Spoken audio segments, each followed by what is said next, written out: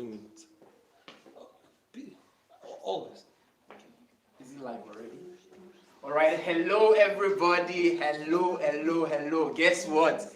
Today is the 28th of May, and it is Dr. Sandey's birthday. We're excited here. We're the team here. We're expecting Dr. Sandey, and we're welcoming everybody. It's Dr. Sandey's 53rd birthday. We're excited. We're grateful to God for the gift of life and for the gift of Dr. Sandey to us. So as you join us right now, either you're watching on YouTube or you're watching on Facebook, I want you to leave your birthday. Dr. Sandey is coming, and we're going to welcome him now.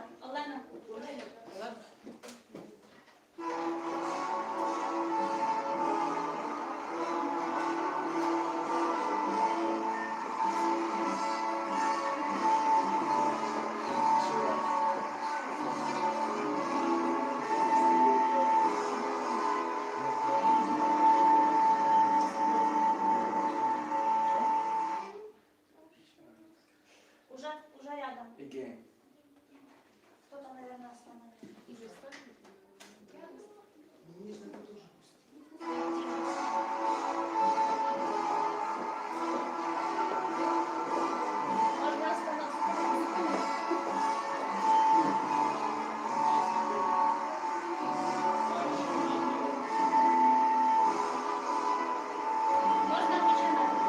Assurance.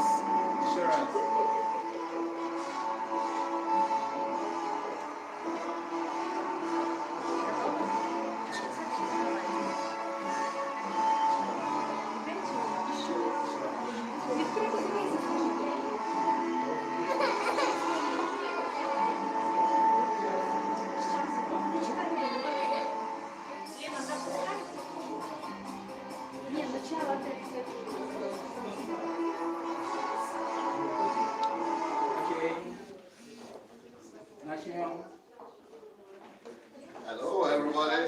Welcome, Pastor. So, where am I going? Going this way. Okay.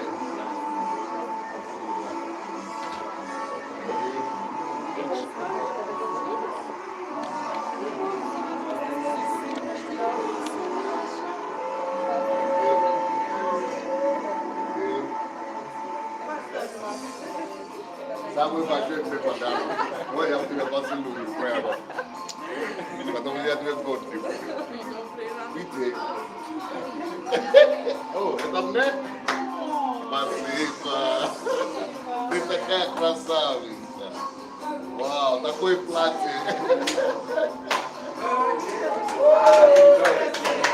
Happy birthday to you. Happy birthday to you. Happy birthday to you. Happy birthday. Happy birthday. Happy birthday to you.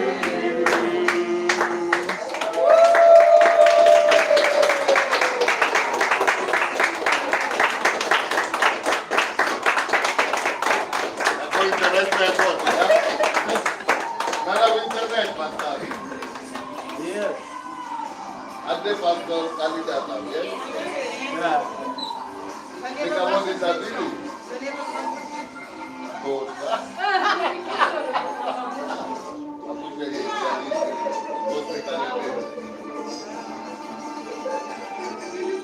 Think I want it at you.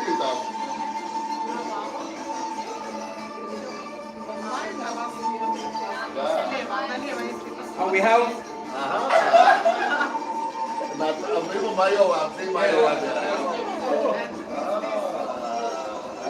the camera? Where is the camera that was it? Okay. Na música t-shirt.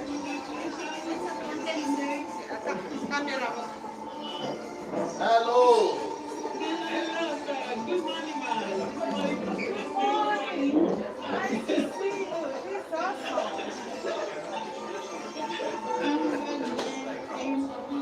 Happy birthday. Happy birthday. Good to see you too. That's a good idea, eh? awesome. That's right. Yeah, that's. And I do, okay. So we're going to be having the DSA team celebrating So you, where sir. did you? So we'd like you to have your seat. Yeah. So you can see, yeah. Yes. Please take my everyone, please take a seat. Sylvester, where are you?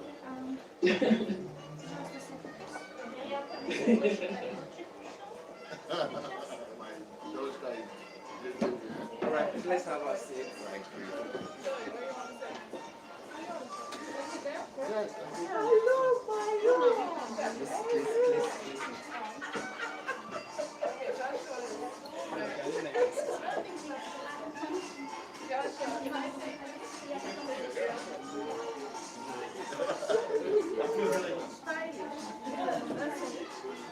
Always smile.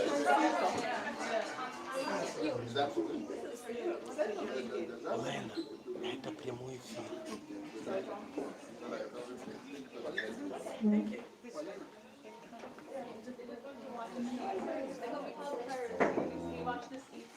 Parents.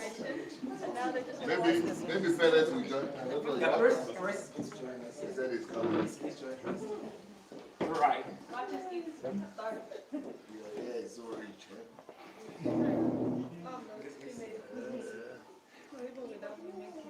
Well, today is definitely a day worth celebrating, and we're excited. We're so happy to have the privilege to celebrate Dr. Sunday on his 53rd birthday.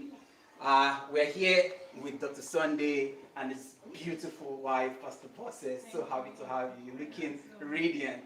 And also we have Dr. Sunday. People are hijacking the Russian church. The Russian church is coming when? Later, Yeah, they're coming later. So you decided to do this special, eh? Yeah, so, well, we are here, this is DSA team, and we decided that we're going to take out this time to celebrate Dr. Sunday. Every one of us, at our own birthdays, Dr. Sunday has single-handedly done something to celebrate and to mark that day special for us.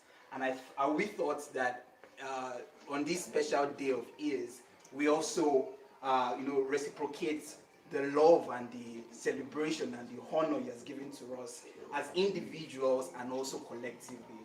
And that's why we're here, and we have a beautiful cake right there that addresses Dr. Sandey as God's General. So to God's General, Dr. Sandea Adelajah, love and honor from DSA team. Can we celebrate? Yeah.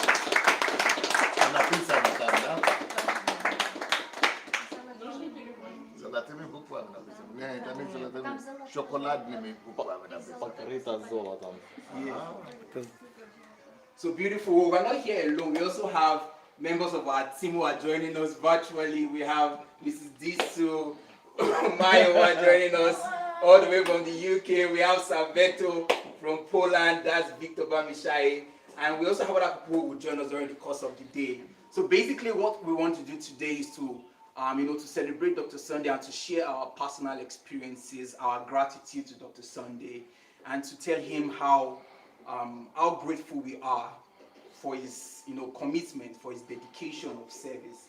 I'm going to do my own personally, right? So I'm not going to Not going to delegate it. I'm not going to delegate it, but let me start with myself, and then I would open the floor for anyone who wants to continue from there. But we have slides, so let's have the slides on display. So I don't know how we're going to make that happen, but we prepared slides with our pictures with Dr. Sandey and some words to appreciate Dr. Sandey. So we'll wait for the slides to come. Who is shooting Anu? Who is shooting you, Anu? Is the camera there? Would they see the pictures? Or you want to bring it closer to them? Are you guys on Zoom? We're on Zoom, so the camera right here. You can share your screen if you want, like if you have the slides. I don't have the slides. Okay, we'll send it to them later. Okay, we'll send it to slide to them later. Okay, so let's start with mine, right? Now, that is myself and Dr. Sandey right there. And I have some pictures of myself with Dr. but I chose this picture in particular. This was a program that totally changed my life. It's on YouTube right now, and it's titled A New Worldview on Christianity. I met Dr. Sandea at the point where I lost my second brother. That's after losing my elder brother. So I lost my younger brother. And it was at a position or at a place where I was asking God a lot of questions. And in this particular video, Dr. Sandea was explaining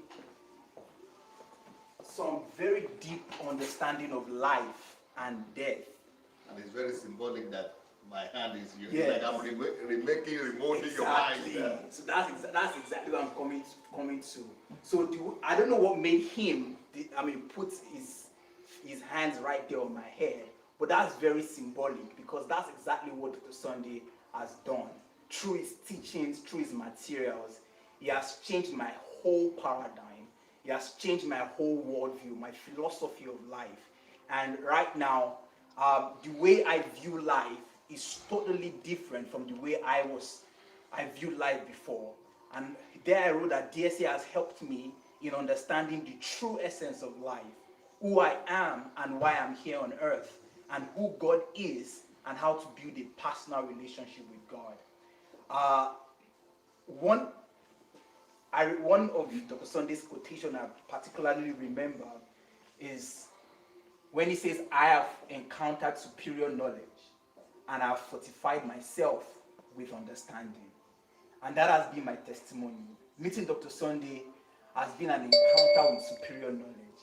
And for the few years I've spent with Dr. Sandea, working with him, I've been really fortified with understanding. And I'm particularly grateful to God for the opportunity to be close to Dr. Sandea. I know Dr. Sandea has had a lot of people sharing gratitude to him and saying beautiful things about him. But for me, I know my greatest gratitude will not be in words. My greatest gratitude will be in sons I'm going to raise, just as he has raised me as a son. My greatest gratitude will be in the sons that I will raise for the kingdom and in the spheres of influence that God has called me to dominate for him. And particularly in Nigeria, with my vision of making Nigeria one of the most virtuous nations in the world and to raise Nigerians as one of the most virtuous people in the world. I believe that would be my greatest gratitude to Dr. Sandea. And with my heart, I want to appreciate Dr. Sandea. I want to say thank you so much, sir, for the biggest privilege and the honor to be close to you, to walk with you, and to experience life with you. I've learned so much, and I could write a whole book, and I'm definitely going to even write books from my experience with you. With honor, with gratitude, and with much respect. Thank you so much, DSA. I'm going to be responding immediately. I think you are one of the most fortunate people in this team because you happen to have met me when in your 20s, in your early 20s. And the message I had for the world today, I don't know if all of you saw it, is that before you are 20, discover your calling. In your 20s, add value to yourself before 30. But between 30 and 40, you must have worked so much that you have fulfilled so much of your calling that you are ready to die at 40. Then anything from 50 should be a bonus for you and a seed to sow your life for the next 100 years. So you are in your 20s now. You are at the verge of finishing what stage? My second stage. Your second stage. First stage is before 20, discover your calling. Second stage is adding value. So that's why you are busy just doing that. Yes. And you are about to finish that. And once that finishes, at 30, you hit the road. Hit the road running. Thank you so much, sir. It's beautiful. So, well, I'm going to open the floor right now. It's going to be all testimonies, so please feel free. Anyone who wants to share, let's share our testimony and our preparation. Okay, yeah, maybe we get that. Let's have it. Это потом. Пускай, да, это послушается сначала. Okay, so anyone who wants to go next, please stand. Ну, когда? Это ее волос такой? Да. Вокруг шеи? Не, не, это шаг вокруг шеи. Ну. Голос по-другому просто. Да, я на русском писала пункты, я не знала, что как бы презентоваться в английском. Но я сейчас на английском, да? Нет, можно по-русски. Ну, просто- Транслируем на английскую. English, Доктор speaking Сандей. people. Yes, I can. Английский, русский. Английский, YouTube, Facebook. I just prepare some points. You know, we can tell about a lot of things. I can personally tell about many things that I thank Pastor Sunday. But for this day, I mentioned 5 things, 5 points of my gratitude to Dr. Sandeya Adelajja. First is the faith that he had in me, his love, his time that he gave me personally. You know, Dr. Sandeya Adelajja, he's a great man, but he always finds time for me personally. And, you know, he believed in me. This helped me in my life a lot. And his love, his unconditional love. So this is what I personally thank Dr. Sunday for his faith in me, for his love, and for his time for personal mentoring in my life.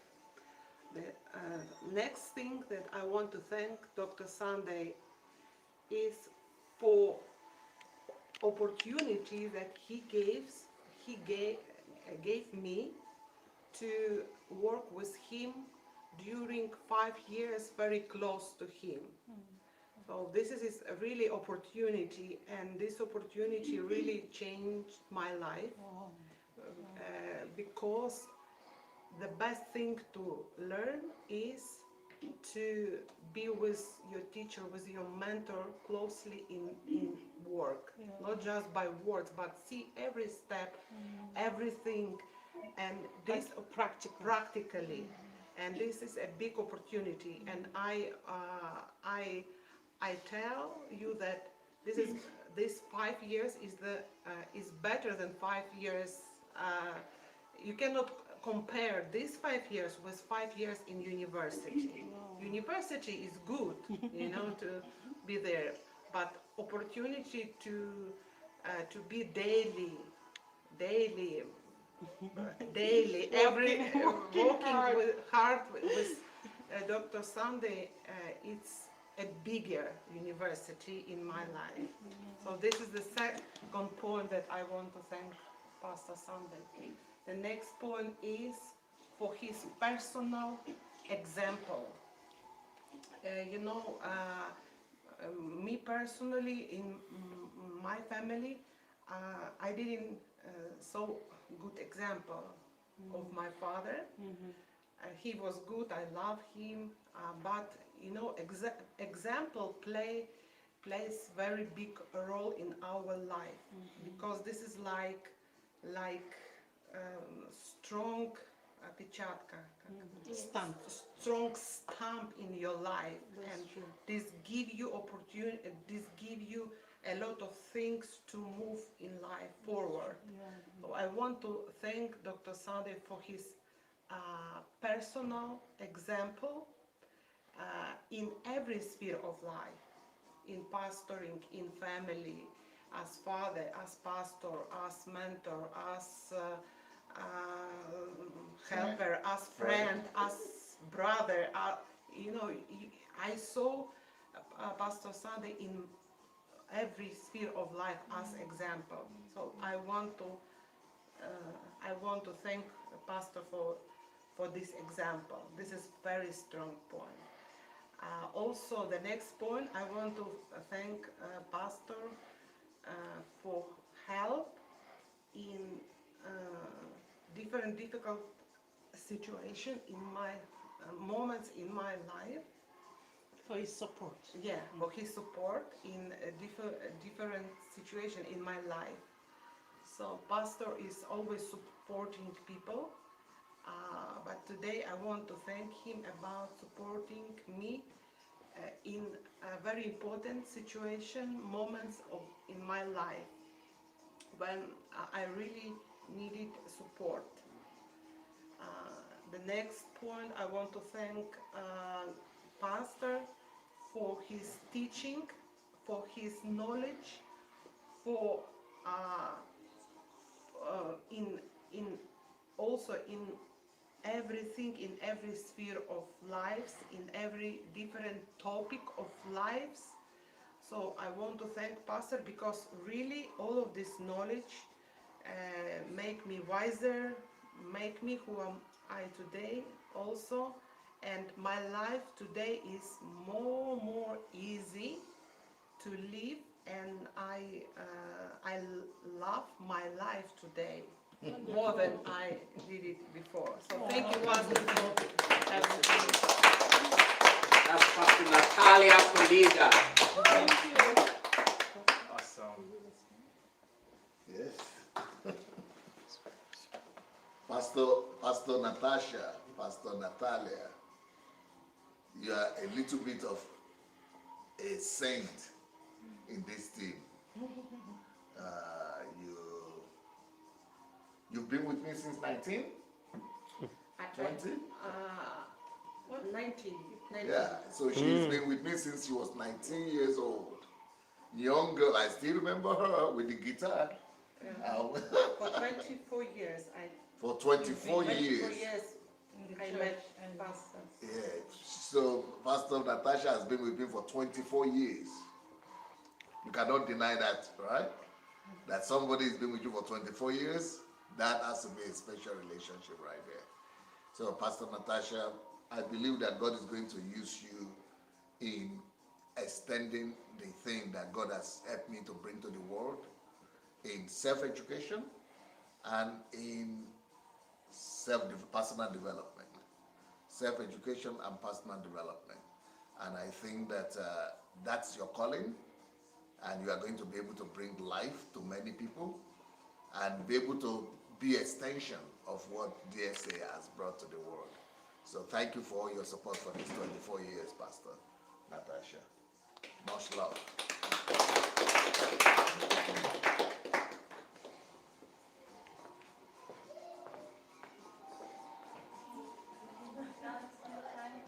I would like to congratulate Dr. Sandeya Adelajja with his birthday, and let English audience excuse me now. I will continue in Russian because I prepared in Russian, but you can read my congratulatory on Facebook page.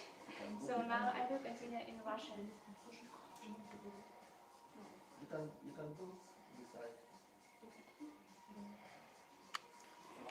Я продолжу на русском ваше поздравление. Я лучше, если вдруг хорошо. Я хочу начать с того поздравления, которое я вам написала. Congratulations that I already sent to DSA and posted on social media because I want to say it out loud. And I said, honor to those, honor where it's due, because I think that it's honest to give honor to those who have deserved it. Jesus once said, give to Caesar's what is Caesar's, and to God what is God's. So what someone is due, give it to him. And that's why I can't hide the truth. I must give honor where honor is due. And DSA is a person who has definitely earned honor. Why do I think that I need to give credit and honor where it is due? I think a good example is generals. The generals are given honor for all they've done, and Sandeya Adelajja is a general of God as well. I read a book called God's Generals, and I was so amazed by all the stories that I read. But as I was reading all these stories of God's generals, I just realized that I am serving right next to a general of God. Even if Pastor Sunday's story isn't in the story of one of God's general's books yet, that's in the future. A general of God is a person who brought salvation to a large amount of people. And we are the evidence that Sandeya Adelajja has already brought salvation to thousands of people. A general of God has changed the history of Christianity. We can witness to the fact, testify to the fact that Sandeya Adelajja has changed the history of Christianity in Ukraine and in the world. So I'm going to give honor where honor is due. A general of God defends a certain territory and fights for it, and you have been fighting for and defending this territory of the kingdom of God in incredible ways, with huge power, with huge losses, but like a true general that never leaves the field of war, you do not give up, because you do not have the right to give up as a general. Generals do not run away. They don't say it's hard, I feel bad, it hurts, because they're leading an army after themselves. And generals have armies, and you have one too. DSA has thousands of disciples all over the world. He has the churches that he founded, and that is just more proof that he is a general of God. That's why I am grateful to God that I have the honor not only to live in the same time period, to live in the same time period as a general of God. I can know this general and work with this general, and that's why I want to give honor where honor is due. And I also want to say that I've been motivated to go on by DSA's faith, by DSA's trust in God. That helps me trust in God, and I am watching and learning by example. Because if you, against all the odds, continue trusting in God, that gives me the strength to believe and continue trusting in God as well. If you are ready to keep on going in such massive goals and projects, then that gives me a foundation that teaches me there's nothing for me to be scared of if I have a godly goal. Your love towards two people is always just making me amazed. How is it even possible to love people that much? It turns out it is possible, because I am one of the people who has experienced that love. And I see that your exceptionalities allows me not to fear being different, and allows me to be myself. And to be myself, your intelligence causes me to get interested in self-education, and your system building and your love for Ukraine and Nigeria is always waking up my conscience and making me think, what have I done for my country? What have I done for the world? There's also so many more things that I can say, so let me tell you my 5 points. I'm thankful to you. This is what I'll always say, for opening God to me and allowing me to live walking with God, for your uninhibited love, for your teachings and your books, because they have formed a personality in me, because they have given me a foundation. My parents have given me a life and an upbringing, but you've taught me a value system that has taught me how to live, that you've helped me to make my tiny impact on this world. And even if I have to go to the Father tomorrow, I'll know that at least there's something that I've done on this earth.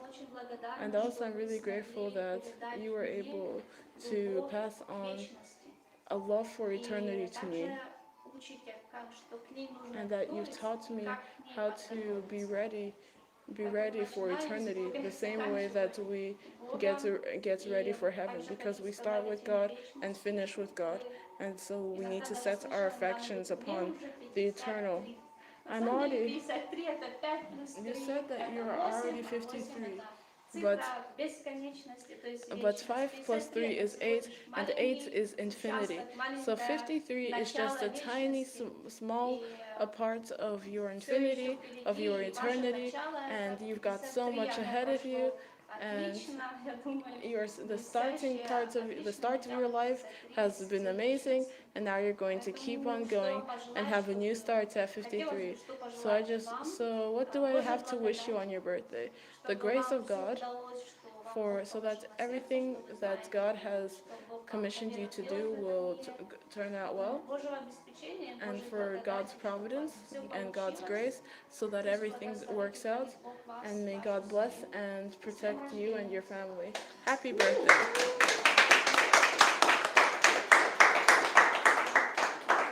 Thank you so much, Galina. But when I read your message this morning, I was thinking that everything is true, but I don't think that you believe to the end everything you wrote there. Because you wrote there that how my examples help you. So how you see how I love people, you see how I love Ukraine, you see how I sacrifice for people and everything. And I'm thinking, you also have the same potential like me. You also have the same possibility, and you are seeing it every day. And you say you are living with a God's general. So, well, you have opportunity either to become a God's general too, or you have an opportunity to become maybe an observer. Who you are right now, you are right now acting more as an observer. And then the third one, I think that is not you, because people are only divided into three groups: the history makers, observers, and critics. Well, you don't belong in the last group, but right now you are in the second group. Maybe you need to go from second group to first group. And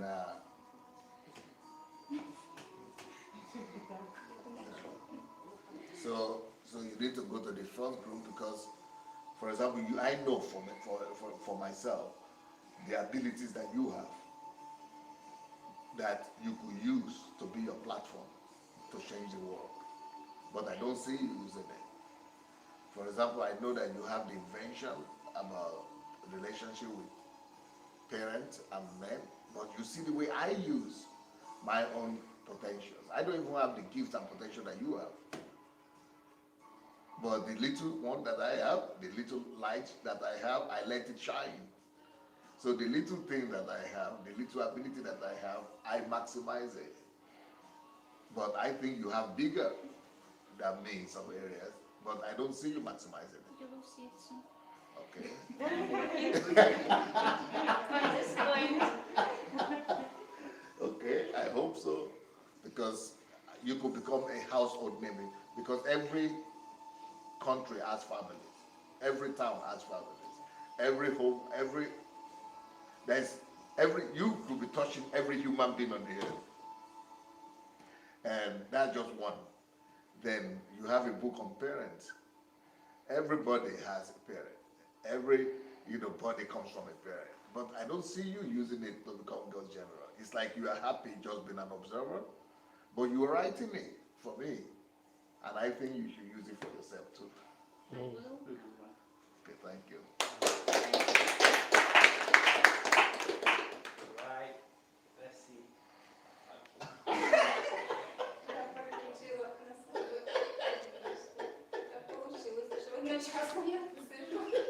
Значит, придется.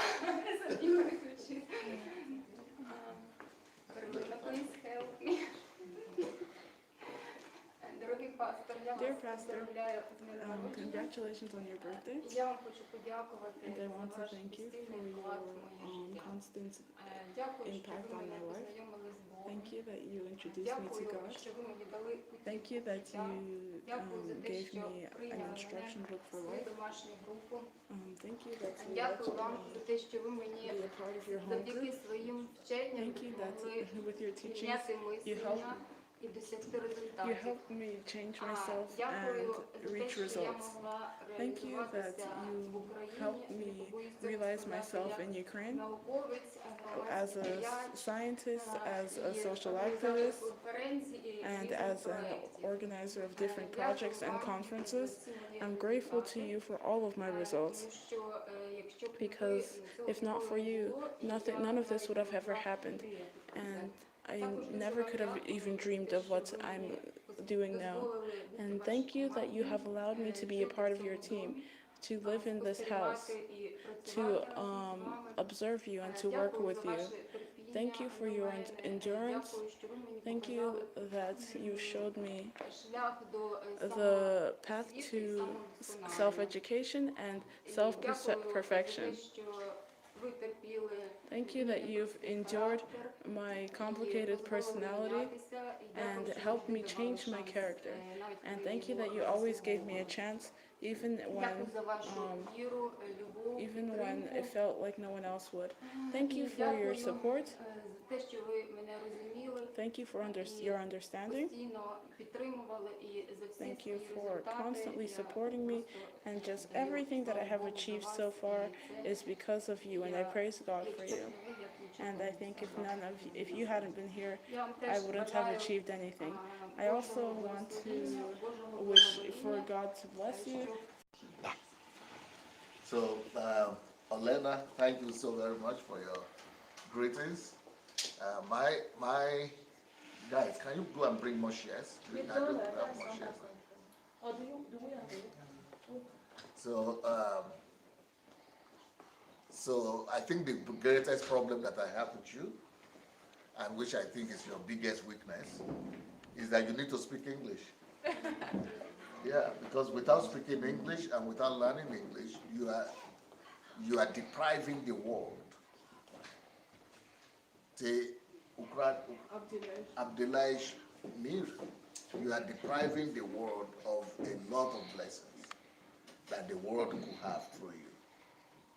You are limiting your success, and I think that's your biggest problem. So I would really like to advise you to do what Pastor Elena has done, and Вот же телевизор нельзя закрывать. Он у нас главный. So I would like to encourage you to go and get a class or a teacher to speak and practice English. That way it will make you be ready and prepared for your future, and it will make you to be more effective in the gifts and abilities that God has given to you. So thank you for your greetings.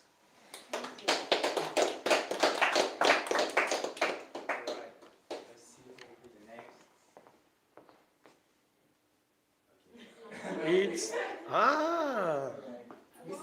Mrs. Adiola, are you ready to speak? You're ready. All right. Yes. So you want me to show Pastor something? Yeah, that will be later on. Maybe we should show it now first, or would it be afterwards? Because probably towards the end. No, yes. as your wish is our command. Yeah. Okay.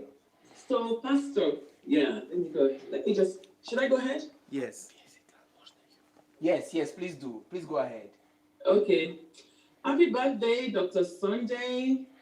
God bless you. Amen. Every single day, I thank God for connecting me with you. I've titled my testimony, The Impact of Your Voice of Truth in My Life. The impact of your voice of truth ignited hope in my life. And it's so funny, because now I'm using my notes because I don't want to miss out some vital points, okay?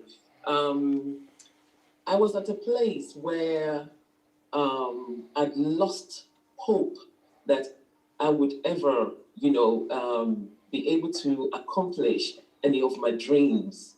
When I was younger, I was born in England. Then after about 6 years, we went back to Nigeria. So I attended primary school and secondary school and college and everything, and came back to England. But while I was in Nigeria, every now and then, I would notice that my attention was drawn to our environment. There was just something not quite right. I was very young. I didn't know what it was, but I would see pictorial visions of everything was just so disorganized. And,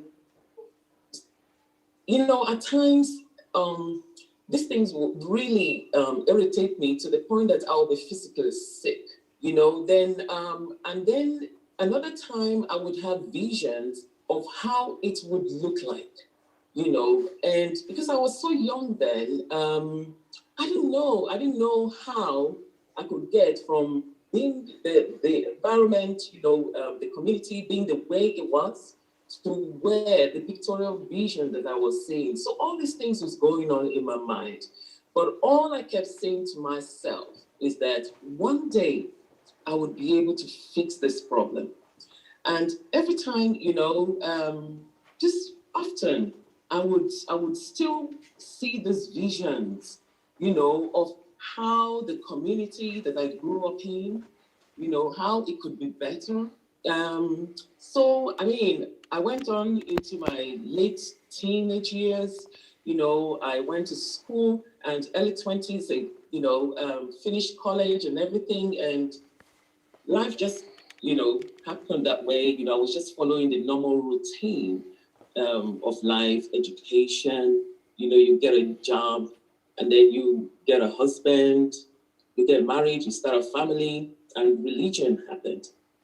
And, you know, after all that, I'd had all our children, and there was still something missing within me. You know, I could feel that I wasn't fulfilled, I wasn't satisfied. And I kept, you know, going up and down with my husband that, look, this thing is still bothering me. This thing, I'm still seeing it in dreams and visions. And one Saturday afternoon, it was summer of 2016. I was talking with Tunde about, you know, maybe gathering, you know, Africans in the diaspora, maybe gathering them somewhere on a platform or something like that. And I was going to call it Submit a Skill, because I feel like even though we're here and it looks like everything is okay, you know, but Nigeria needs fixing. There's something that we need to do. There's a reason why God, for instance, me, allowed me to be born in the United Kingdom. There's a reason why each and every one of us is allowed or have the opportunity to come into a developed country, and we have to do something about that. So, you know, this afternoon, I was talking to Tunde about, you know, we have to start a platform, and I want to name that platform Submit a Skill. How I was going to go about it, I don't know. What? I didn't have a clue then, but I was just saying, sorry. So I was just, you know, just going on about that. Then I received a text on my phone that day, and that was from our friend Olaolu Olaoye. I don't normally pick up my calls or a text, you know, if I'm having a conversation with someone, but that day I pressed it. When I clicked on that text, I just saw Dr. Sunday, and I saw him talking about the Nigerian Transformation Project. And I just screamed, wow, look at this. We're just discussing Nigeria. We're discussing what we need to all do, or what way I was trying to, you know, set up to gather, you know, Africans in the diaspora and see. So from that point onwards was when I got connected with Dr. Sunday. And, you know, at that point in time, everything, I had no confidence. I had lost my self-worth. A lot of drama happened in my life while I was in Nigeria. There was physical abuse. There was verbal abuse that had crushed me inside. It was like I didn't have a hope for life. Okay, so I just thought there is nothing. You know, I'd gotten to a to an age in my life, and I just thought, there's no way. But I started listening to Dr. Sunday, you know, how to regain your lost years. And I thought, wow, is this really possible? And I continued with him, you know, then he had a series on confidence, how to, you know, build back your confidence. The title, I can't remember very well. And I continued listening to all that. And a change, a transformation began on the inside of me. I suddenly, you know, with the knowledge that I was receiving with being under his mentorship, I began to see the possibility of my life becoming something again, because I had resulted in faith, F-A-T-E, that maybe that was it. But being connected with him and coming under his mentorship just totally transformed who I am. You know, sometimes I would say, you know, to him that your voice did something to me. Your voice, you know, that voice, I call the voice of truth that ignited life on the inside of me. Your voice, Dr. Sunday, is the voice of love that I lacked. Your voice was the voice of care that I did not have. Your voice was the voice of compassion in my life. Your voice gave me peace, happiness. Your voice was the voice of fatherhood in my life. Your voice brought joy and peace. Your voice is the voice of encouragement. It encouraged me, brought me out of that life's despair. You know, I was crushed within, but your voice resurrected life back in me.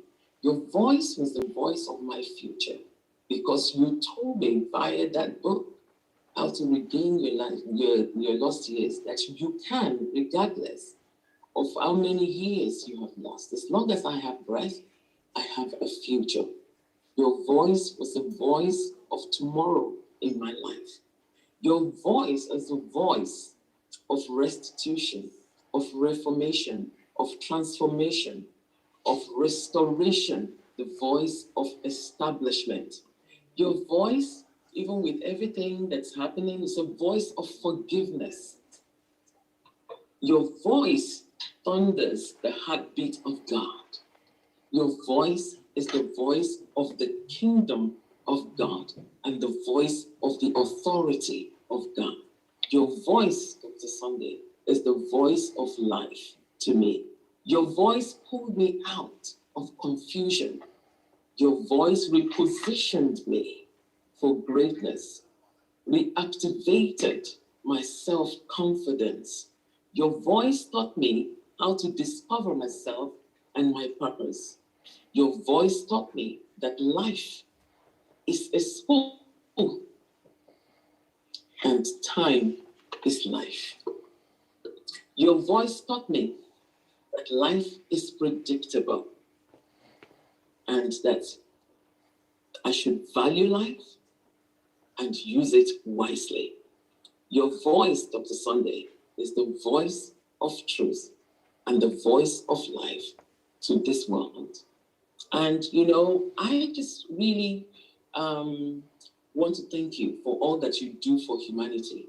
I also want to thank you for the opportunity that you gave me to be part of the Millionaires Secret Mentorship Group. Because, you know, I would say that money dominated me. Money was controlling me because I'd grown with the knowledge that you work for money, and you know, and money is just meant, you know, for survival. And all it was for me was to work, get money, pay my bills, and I would be satisfied. I had no clue about, you know, the laws of money or the principles that, you know, the principles of money, and that it is easy that I could even get money for the dreams that I had, because I'd lost all hope in the dream that I have regarding Nigeria and every other thing else with regards to helping people find their identity And I thought to myself that, you know, these lessons that I'm learning with regards to money, that I want to do something about it, because a lot of people are ignorant about the fact that, you know, everyone can become a millionaire. So I created a poster, and Dr. Anu will show you that right now. This came late. They've printed it wrong because it's meant to really cover the whole poster, that this should be in every home.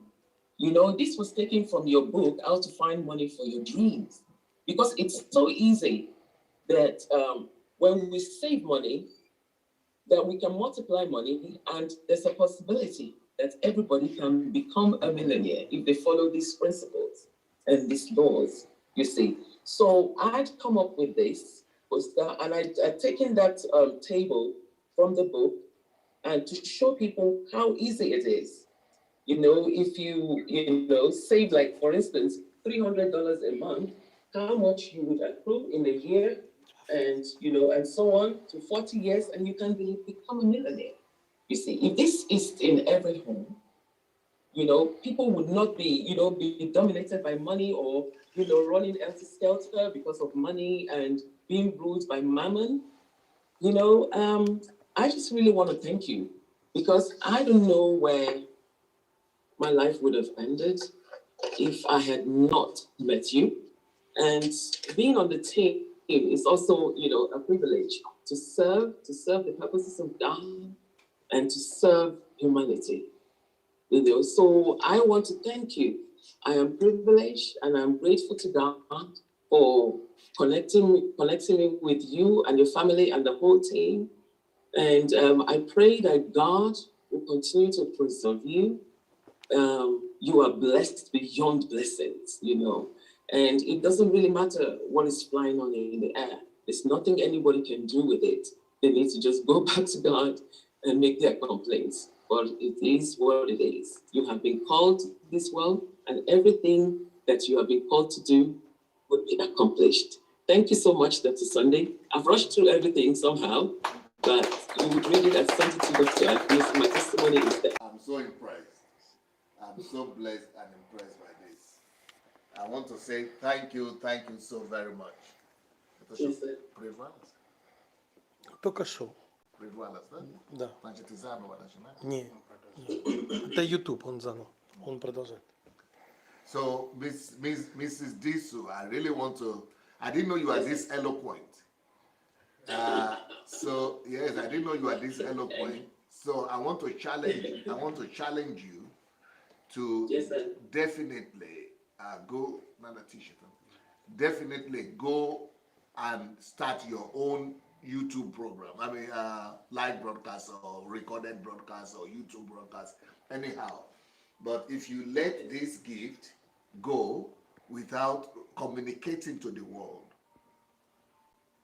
your knowledge, your abilities, your understanding, your wisdom, and your lessons of life, just like you have done now, then you are going to answer questions before God, because you are going to be depriving God of some blessings. So even this class alone, this topic alone, you just spoke about the money and about the photograph there, and things that are in my book, and things that you could bring out to the world, and even your understanding of Nigeria and vision, all the things you have spoken about. You have just buried yourself. You have done what Miles Monroe was talking about. That burial ground and cemetery is, you don't want to go for your gifts and abilities to go to the cemetery, and that's what you have been doing so far, because you have not released them to the world. So they have been in the cemetery, but now it is not too late. That cemetery could still be cancelled, and you could still release that to the world. So I will challenge you that, as soon as possible, get your thoughts together, make a list of your different topics that you want to address, and begin to address the world, begin to release life, and so much wisdom, but so much eloquence. I think there is going to be a lot of confidence from you to people and you communicate confidence too. So that confidence that you communicate, yeah, must be received by people. And I also want to say, you know, you have been a huge encouragement and a blessing to us. I want to tell you that a huge blessing is also waiting for you. This lady has been working for us, for me, for at least three years or 4 years, maybe, for free. And 4 years. And she's working like 8 hours a day or 10 hours a day, 16 hours a day, 12 hours a day, 18 hours a day, and not getting anything for it. So your blessing, you don't even know how much is ahead of you. And we appreciate you, love you, and thank you so much for the wonderful work. Thank you. Thank you so much, sir. Awesome. That is Mrs. Adelaju. Well, next is Maiwa. Maiwa, are you ready to speak? Okay. Got it. Wow, what a hairstyle Mayowa has today. These are the kind of things I wanted you to have when you were having that short one. I like this one better than the short one. Oh, thank you, sir. Thank you. I like these too. You know, I like long hair. Yeah, this is what I really like. This is really marvelous. Yeah, thank you, sir. I appreciate it. Yeah, so I'm starting to congratulate you before you congratulate me. Sir, I love that. That's what I love about you, sir. I love so much about you. You don't hold back for anyone or for any reasons. And, you know, I could spend all day, I could be here all day talking about you, Pastor or Dr. Sunday, whatever anyone prefers. I could be here all day talking about you. I can't get tired talking about you. But I know out of your levels of appreciation or gratitude is to express myself or to show my gratitude by carrying forward the things and the ways that you've taught me. You know, I know that's the best way. That's how you appreciate things. And I'm working on that on a daily basis. I make sure that I do that. But let me just, thank you, everyone. So let me just say a little bit about Dr. Sunday. The reason I love you the way that you are, you know, for me, when people say you should be a certain way or, you know, you should try to improve yourself or be Christ-like, they just say it. They don't show it, okay? They tell you in terms of you should be like this, okay? This is how you should be. But you don't see it at all in their action. You don't see it at all in their daily life. And when I talk about Dr. Sunday, I'm not just talking about him himself. I'm talking about everything that is part of him, including Pastor Bosse and the children. You know, everything that is connected to him directly, they also shows you, give you the action of what you should be, the greatness that you should be, the goodness that you should be, the Christ-like that you should be in everything that they do on a daily basis. Of course, everyone, you know, there is the human, the human aspect of us as human beings. We're infallible, you know. I mean, nobody is infallible. So for that reason, they're human, and I understand that very well. So am I. So I can relate to that aspect of being human. But there's so much. I have too many testimonies. The best thing I've ever done is kind of living shop here in the United Kingdom and going to Dr. Sunday, going to meet with him. You know, I personally, I loved him before I met him. When I saw him online in 2000, I think it was 2015 or 16. I'm not sure. I think it was in April anyway that year. And I just packed up and went to meet with him. And I stayed. It's unbelievable. I felt like, you know, I found a home. I was at home. And he's not the only person that made a home for me, but he was the pinnacle. He was the person that first made a home for me. Pastor Bosse also made a home for me. The children made a home for me. Everybody made a home for me. Pastor Natalia made a home for me. So let me just give you some of the my fond memories of Dr. Sunday. You know, One of my fond memory is Dr. Sunday being intentional. Intentional about everything, intentional about you, intentional about what he says, and saying what is inside of him. So let me start from the inside of me, inside of you thing. It, from being born into a Christian home and attending covens that you call church, or attending churches. Let me just be straight here. From attending churches, there is a set way of doing things and the set way that you are that everybody accepts. Dr. Sunday taught me not to accept whatever is in the world or what the world gives you or what the world shows you, that you should create yourself from the inside out. I know a lot of people must have heard this in his broadcast, and he does that. That's the connection with the intentional, is from the inside. So he would think that this is how I want to be. This is what God wants me to be. This, or, feel inside of him, and he will create that. So that what that also means is that it gives a sense of peace. It gives you peace, not a sense of it. It gives you actual peace, because it doesn't matter what is outside. If you are resolved with what is inside of you, coming out from what is inside of you out, it doesn't matter what people throw at you, because you are the architect. You are the one creating what is inside. And that resonated well with me, because I also know that he that is inside, who is God, is greater. So that also go with what the word of God says, that he that is inside of you is greater than what is in the world. So when he's from in the inside, telling me that I need to be from the inside, like I need to come out from the inside out. It's not that what happens outside. So you don't have depression, you're not worried about anything, you're not worried about or concerned about things that is happening outside or what other people are doing. So he taught me that. He taught me that perfectly, that now I can live such a life that I'm not concerned, I'm not worried, and I can be a great example to others, as he has been an example to me.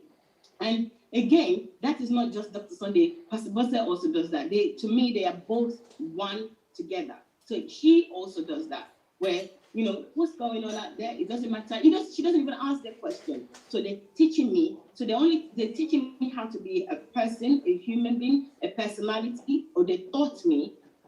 And Pastor Bosse also taught me how to be a woman, a female, in the world where there's a lot of confusion, a lot of contradiction, with religion, with humans, everybody, they're confused.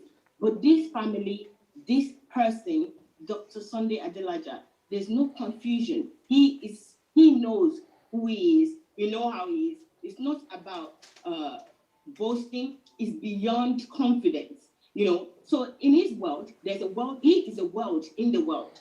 So can you imagine being around him? It's like you are in another world, in this world, and he expresses that. He expresses another world. He's not even moved, he's not perturbed by what is happening. So that is a fantastic lesson that I've learned from Dr. Sunday. The other thing that I've learned is, people talk about love and they talk about, I'll just take it one by one instead of combining love and truth together.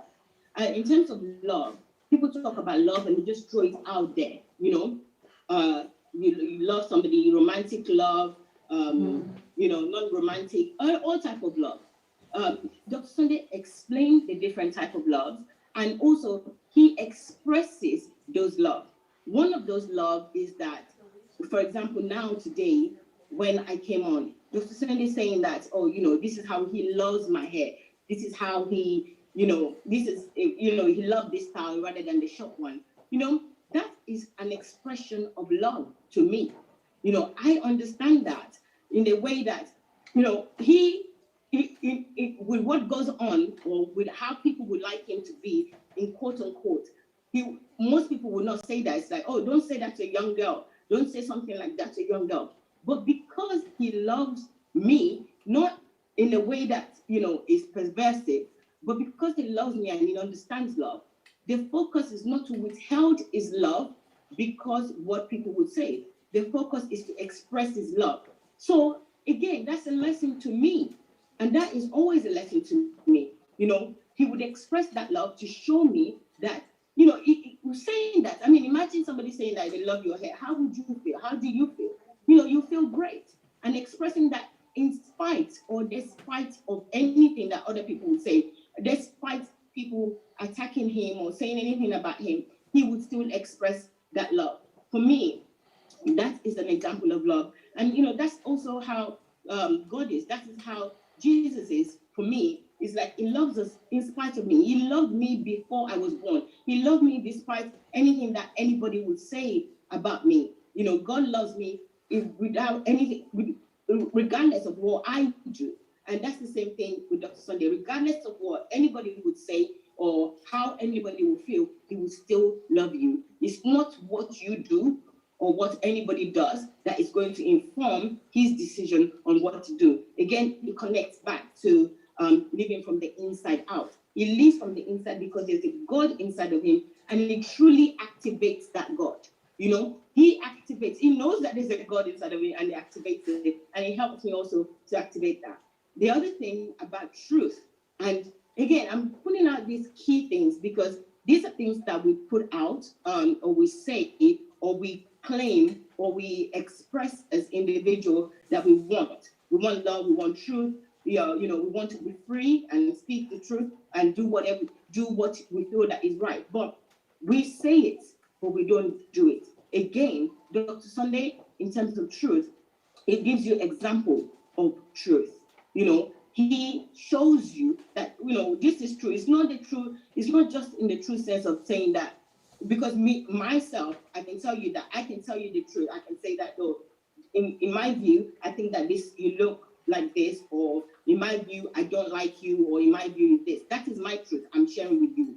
But he goes beyond that. He goes deeper than that. The truth, in order to the truth that Dr. Sunday will share with you is a depth of truth that will help you to create. It's a truth of creation. It's not just a truth of, this is an iPhone, or this is, we're live. There's deeper than that. There's something more behind that. There's something deeper than that. And it helps you to go deeper than that and see the truth for creation, not just for, expression, So it's not, the truth is for creation rather than for expression, that you want to just say something. So I love that. I hope I'm clear. The other thing is that some of the things that I experienced with Dr. Sunday, there was a time where, because I like to balance things up, Dr. Sunday is so unlike any other person. So in my mind, I always say it's a creature unlike any other person. I share that sometimes as well. And the times that Dr. Sunday tells me off, when he tells me off, that's also the expression of truth and how he is. So he would tell me off about something, but he tells me off about that thing to inform me. It's not to emulate me or make me feel less of a person. It's to inform me. And there was one time where I cut my hair on the side all of a sudden, as I do what the things that I want to do, that I feel like I want to do. So Dr. Sunday, when I came from the barber, I was in Ukraine then, I came from the barbers, and Dr. Sunday saw it and said, oh, this is not right. Just like he said with the hair now, like, no, this is not right.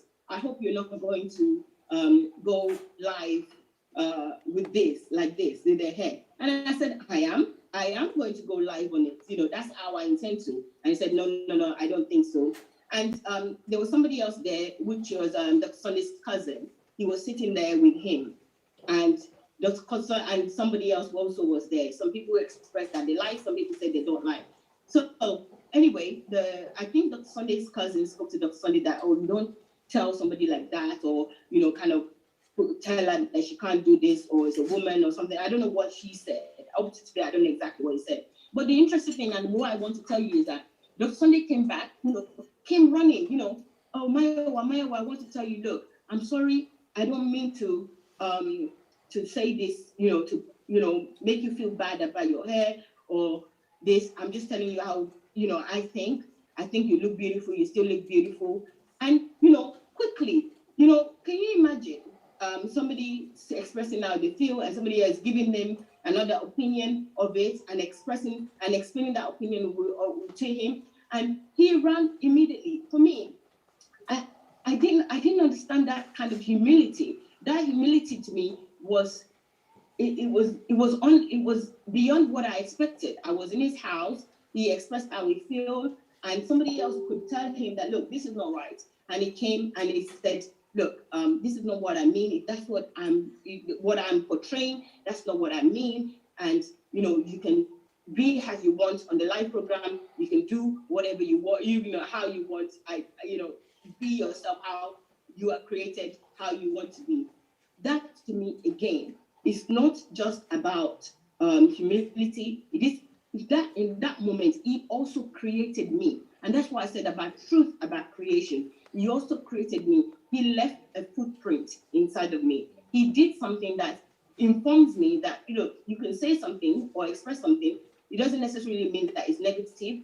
It's an expression, but another opinion can quickly be arrived at, and we can have a difference of opinion as well. And ultimately, also, he taught me, that look how humble he came, and he apologized immediately. He came and said, look, I'm sorry about that, or how I explained. So to me, it's not just all of the great things that we talk about him. He is very human. Yeah, he's very human, and that to me again shows an expression of Jesus. Is that's how Jesus is. He came to earth to be like us.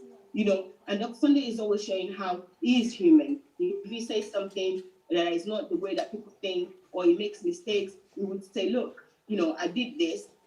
Look, this wasn't the right way that I should do it. And that to me is amazing. That to me is love. That to me is truth. Another thing that, maybe many people don't know, like there are many situations, but there are two that I remember very clearly, where first one was when somebody came to Ukraine. The person came from England and stayed in, and suddenly, unannounced, just came and said she wanted to see Dr. Sunday to pray for her. And she had, what we eventually realized that it was a mental health issue. And we talked about it. Everybody tried to give her information. There were doctors around trying to help her. But the one amazing thing that Dr. Sunday did was late at night, okay? Dr. Sunday did a lot of research after we spoke, because we spoke today quite late in the night. But when I'm talking late at night, it's actually the early hours of the morning, maybe 3 a.m. Dr. Sunday was doing research about the topic, about the health issues. And Dr. Sunday sent me a whole host of videos and articles to share with the lady, because he doesn't have her contact directly. So he sent it to me. I think it was 3 a.m. in the morning. He was doing research on that topic. Even when you have forgotten about yourself, the topic is over, the issue is over. What manner of love is that?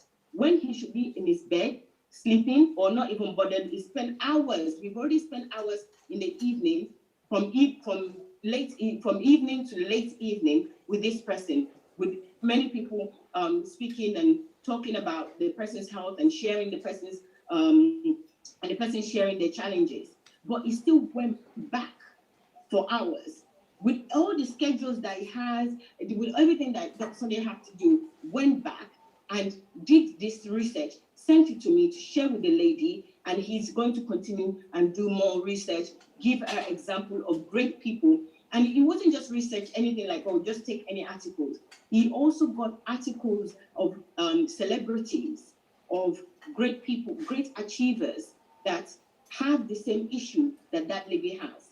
So the lady wasn't feeling good. The lady felt like she was condemned in society. So he brought different articles, different videos of people's testimony about how they have this problem as well, how they've been functioning in society, the challenges that they have, so that lady can know that she's different, okay? But it doesn't make her bad. It doesn't make her less of a human. It doesn't make her it doesn't mean that Christ or God is not in her, that God is not in a case, or amazing things like that. He did that for me as well. I was also diagnosed with diabetic. Like I will, that okay, not directly, like pre-diabetic. And Dr. Sunday, when I came home and I told him that, look, they said that my blood sugar, HB2, H2B, the blood sugar for diabetic is very high, for the first time. And that's why some of the symptoms that I'm having, this and that. And I know because I had family, the whole of my family, immediate family, they are diabetic. So when I came home, I told him, and I wasn't too shocked because in England, I've been tested on a yearly basis for the past maybe 15 to 20 years to check me for it. So it usually goes up and down. So when I came back, again, Dr. Sunday did that for me. He did so much research. He sent me videos, the kind of food that I should eat. So that day I came back, that night he did the same thing. 2, 3 in the morning, he was putting together research, videos of the different things that I can do, how I should eat. He called both Dr. Sunday and Pastor Bosse made arrangements in the kitchen of the kind of food that I should eat, what I shouldn't eat, what I should be served. Everybody was involved. They don't know me from anywhere. Those kind of love. And like I said, I could go on and on and on. I could go on and on and on and on and on. But another thing that I do want to say about Dr. Sunday is that a lot of people think that Dr. Sunday, is maybe is a bit, what should I say? Kind of like I don't want to use the word is lenient. Like he just allow anybody willingly or anything to come to him. That and time after time he is burnt. Yeah. And even being burnt, he doesn't make any changes. He will still, allow people to come to him and everything. I mean, that's a big lesson to me because that I also had a little trouble. I had a lot of arguments and fights with Dr. Sunday over that, this person, you shouldn't let this person come to you because this person is like this or whatever. Dr. Sunday forgives very easily. Dr. Sunday also forgets easily.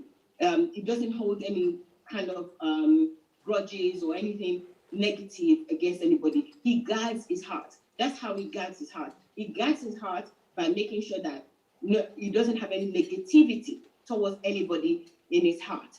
Rather than guarding your heart is like, he taught me another thing. Some people guard their heart by staying away from people. No, he guards his heart by not allowing negativity to overwhelm him or allowing negativity in him.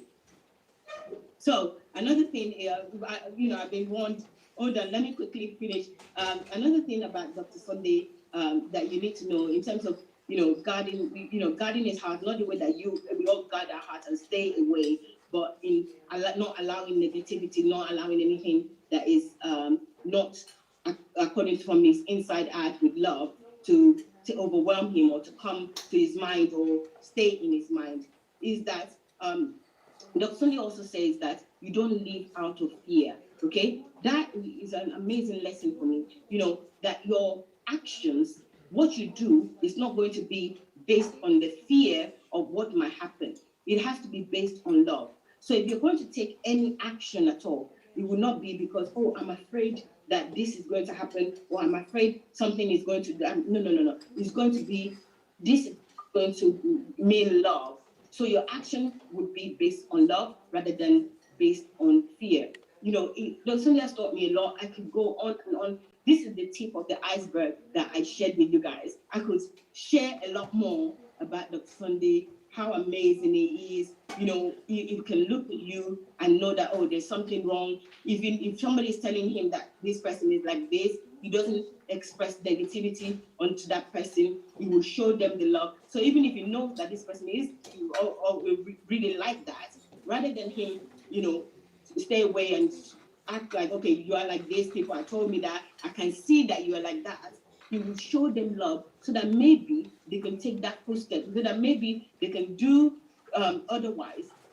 But if they don't, he still doesn't have any problem. You understand that if God put something in his mind, what is in another person's mind also might be an expression of God in God's way. It lets you be, and It allows you to be who God really wants you to be, if also you allow yourself. You truly live from the inside out.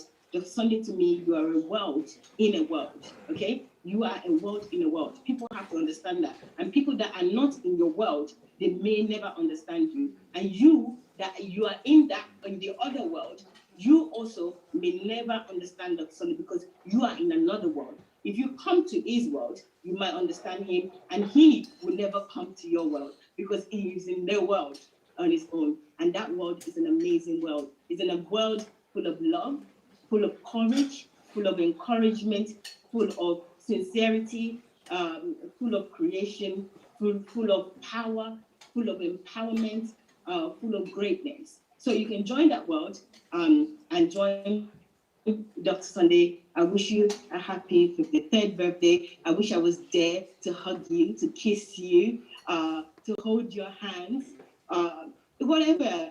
I wish I was there. You know, if I was there, it would have been great for me.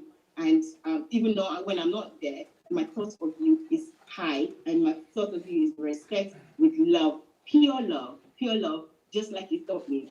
Thank you so much. And, you know, this thank you is not just for Dr. Sunday, it's also for Pastor Basse and the children and the team as well. The team, thank you very much for supporting Dr. Sunday. I always feel like a mommy that I need to be there. I need to be there to God to do this. But I'm rest assured because he also impacted me with that even when I'm not here, he's being looked after. Before me, God looked after him. With me, when I'm there, God looks after him. When I'm not there, God looks after him and his family and the team. So love you all for looking after each other, for looking after Dr. Sunday. I appreciate you all. Thank you so much. And thank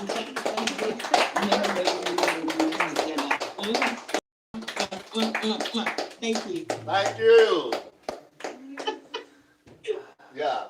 Before I want to say thank you so very much, Mayowa, because when I was listening to you, I was saying, I'm so happy that there are people in this world that know my heart and know who Sandeya Adelajah really is. Because so much confusion out there about the person of Sandeya Adelajah. But we want to listen to you because people have advised me this week, especially after what happened with the lady, that I shouldn't bring people close to me at all. That I should just lock my environment and lock people out. I've been hearing that forever. But after this particular one, almost everybody told me, don't let people come near to you again. That is what you have to do. You just have to do it. So, but hearing this, I say that if I had not, because of what has happened one time, if I had not brought all these people who have spoken so far close to me, because somebody else had done something bad, then I won't be hearing what I'm hearing now because they won't have had the opportunity to know me the way they know me now. But I still, despite that, I still think that I will need Mayowa to come back very soon. So get ready, you know, be getting ready over there in the UK because we'll need you back very soon. And one of the reasons we'll need you back is exactly because of that. I see Mayowa as a gatekeeper, someone that is capable of weeding off all the wrong influences and the wrong characters sometimes.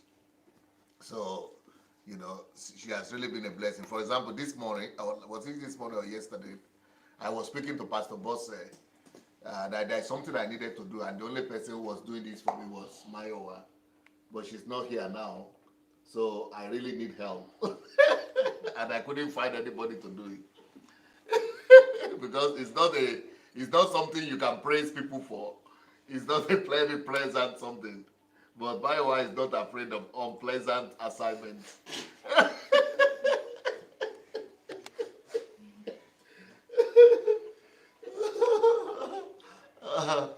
So that's why I discovered that I really need that back as fast as possible. So thank you so very much, Mayowa. I need you back for another reason. I need you back to begin to resume your daily broadcast because too many people are giving me trouble because of that. too many people are writing me and asking, where is Biowa, where is Biowa? We are missing our programs. So I need you to be back to start, to continue your revolution. And yeah, so, but the things that I've heard from you, I'm happy that there are things that you have noted. And I pray that other people will be able to note those things, or at least be able to hear the truth from people. Some of you are close to me.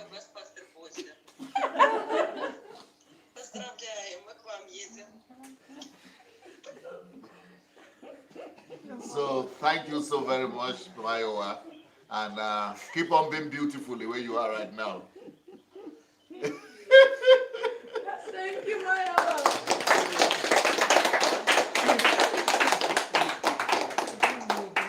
So we still have a host of people.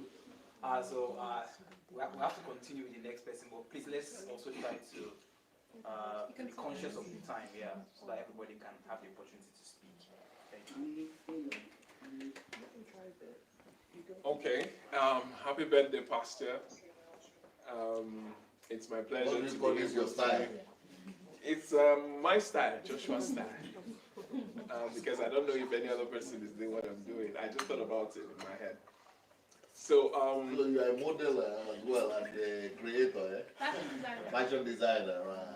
we're coming after we're following your footsteps. Creativity. Yeah, because I remember when I saw some of your unique Yes. outfits. I came up with them myself. Yeah, you told me that day. I remember we were in the car going to one of the night programs, and you said I had to create it myself because I didn't like what I was seeing in the world, and I felt like if I'm going to be unique, I have to come up with my own unique style. Yes. So that resonated a lot with me because every single person has their own style, but very few people take the pain to go through what it takes to create it for themselves. So we're in the beginning phase of creating what we want and creating our own world the best way we can.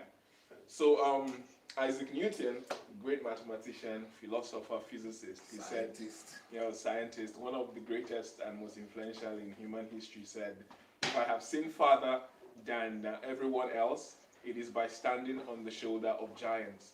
And I want to say that you are a giant, and whatever thing that I know, whatever thing that I'm going to do in the future, it's all because I've been able to stand, or I will be standing on your shoulders. You've been able to bring in knowledge, understanding, and portray things that I never thought were possible. Prior to meeting you, I thought that pastors and people only lived a certain way, but you're completely the opposite of every single thing that I thought. In fact, you were an extreme opposite, not just an opposite.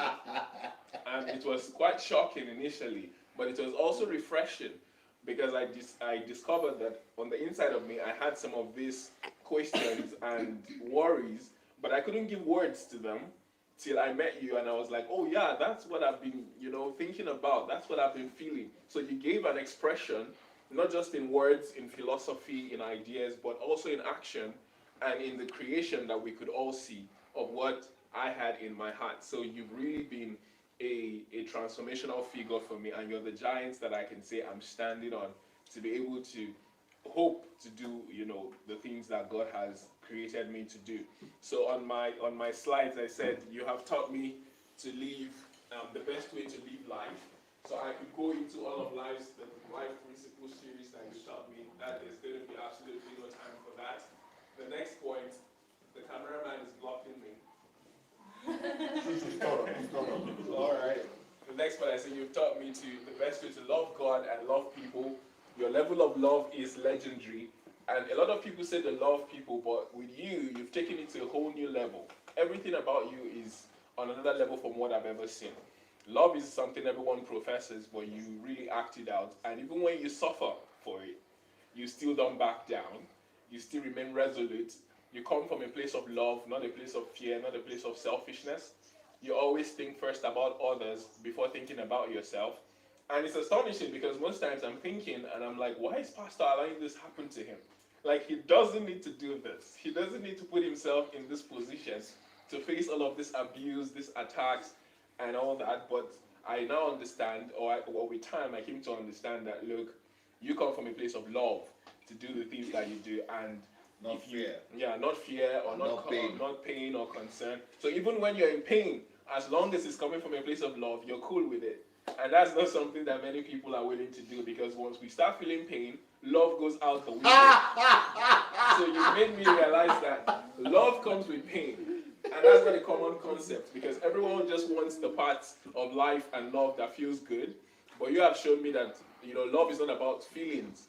It's about your decision, and it's about your understanding and your willingness to sacrifice yourself for other people and for the greater good. The third point, you've taught me to lead the world, be the best, and dominate to God's glory. From the start, I always knew that I wanted to do something that was beyond just the confines of my state or anything. I always had this mindset of the world. And when I read about you, I saw your impact, and the thing that caught my attention was how much influence you were able to create for yourself and the kingdom of God here in Ukraine. So I began to try to learn that, and when I read Church Shift, that was the first book that transformed my way of thinking when it came to ministry. Every pastor I know is just within the church. Some try to go outside of the church, but none of them goes into politics. None of them goes into sports or government like you have done. So that has really transformed my life and has given me a new vision. It was able to also express in me what I liked, because in my church, where I used to be, when I talk about the world, I got rebuked by the pastors because they said I was being worldly. But when I looked at you, I saw that you were actually influencing the world, and I was like, yes, this is the way it's supposed to be. So that was one of the things that completely transformed my way of understanding, and I really love you for that. When I went back to Nigeria a couple of years ago and I started talking to people who were even pastors, they were surprised because everything I was saying was making sense, and some of them were asking, they were like, why didn't you think of this before? And I was just laughing in my heart. I was like, thanks to Pastor Sunday, I'm also thinking like that, and I'm now bringing the truth to people who are 20, 30 years in ministry and have never heard these things before. They were so astonished, and they were like, can you come and train us in our church as to how to do some of these things? So I like the passion that you have for leading the world. When I read the Bible, I see David led the world, Daniel led the world, but in our world today, we don't seem to have a lot of people at the forefront of things. Whatever you want to do, you want to be the best in the world at it.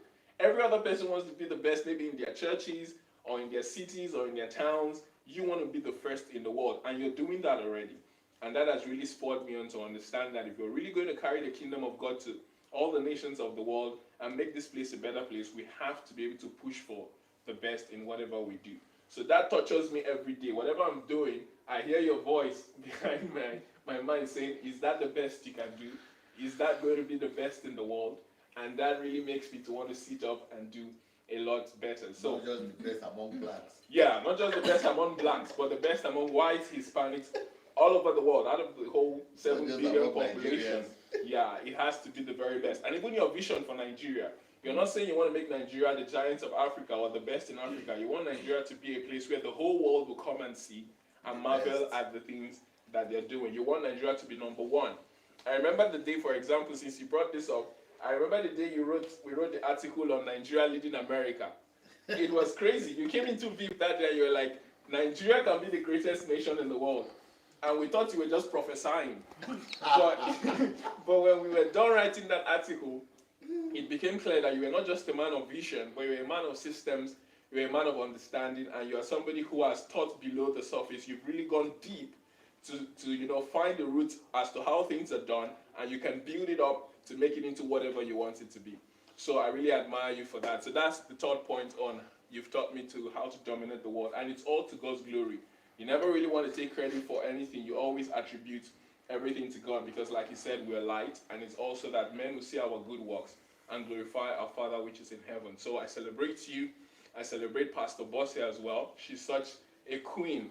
Many people give themselves queens these days. They call themselves queen this, queen that. And I look at it and I'm like, I don't see the qualities of being a queen. This is not Don't like... get yourself into problem. Yeah, like... He's looking into Leave it now. Exactly. We're people of truth. Because I want to be diplomatic. It's leave it now. Yeah, exactly. This is too much for us to hide. Yes. The difference is too clear. It's like night and day. So when I look at many queens, I realize that they are queen of queens. So Pastor Bosse is a queen in every sense of the word, and Pastor Sunday makes me to want to really take my time in finding a wife. And I don't know whether I'll get it done before 40, but we hope that one day it will happen. And better take your time and get the right one. Oh yes. Yeah. And I see your kids Than as well. go in and go out. Oh yes. It's not even something that I want to play with. So Pastor Bossa is full of grace, full of wisdom, full of poise, and full of God, righteousness. She's passionate about the things of God. So each time I look at her, I'm so inspired, and it's such a beauty to just see you do the things that you do. It inspires me, and I've listened to other people as well. They get inspired by your leadership, your style, and your uniqueness. So I celebrate you as well, because if not for you, Pastor Sunday would have suffered a lot more than he's suffering right now. I can just tell you that you have really been a shield, you've been a stronghold, and you're just everything that, the Bible talks about, a virtuous woman, a wife, and I'm just celebrating the fact that you've exemplified that for all of us to see. Because it's one thing to read these things, it's another thing to see it in practice, so that you can know that, look, this is not just an ideology, it's possible. You can accomplish it if you put your heart in. And your kids as well are such wonderful people, Zoe, Pearl. Perez, hope you joined online. I was chatting with him earlier in the UK. They are also brilliant kids, and they're driven. When you talk to them, you can see that they are not just superficial. They've got depth, they've got knowledge, and they have dreams that they're trying to accomplish. And they're not just people who were just raised, Biomass. like as biomasses, but they've got substance to them. And that's something that we're supposed to aspire to as well. So every aspect of your life, Pastor Sunday, is a lesson. You're an entire encyclopedia for us to learn from, and a practical example of what we're supposed to be. So I celebrate you. I say happy birthday, and I want to say thank you, but I know that thank you wouldn't do it till we practice and bring forth fruit. So that's what I hope to do. Thank you very much.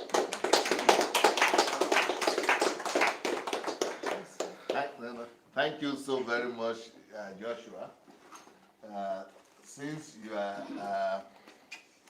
spoke so eloquently. Wow.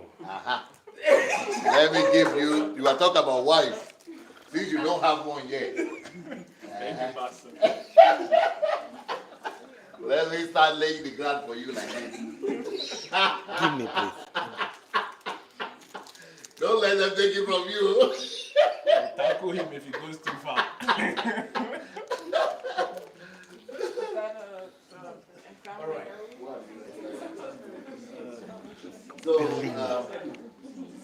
So Joshua, by the way, I think your mom is also born the same month like me. 25th, a few days ago. You see? So well, but the same time with her. So happy birthday to mom as well. Oh, that's handy.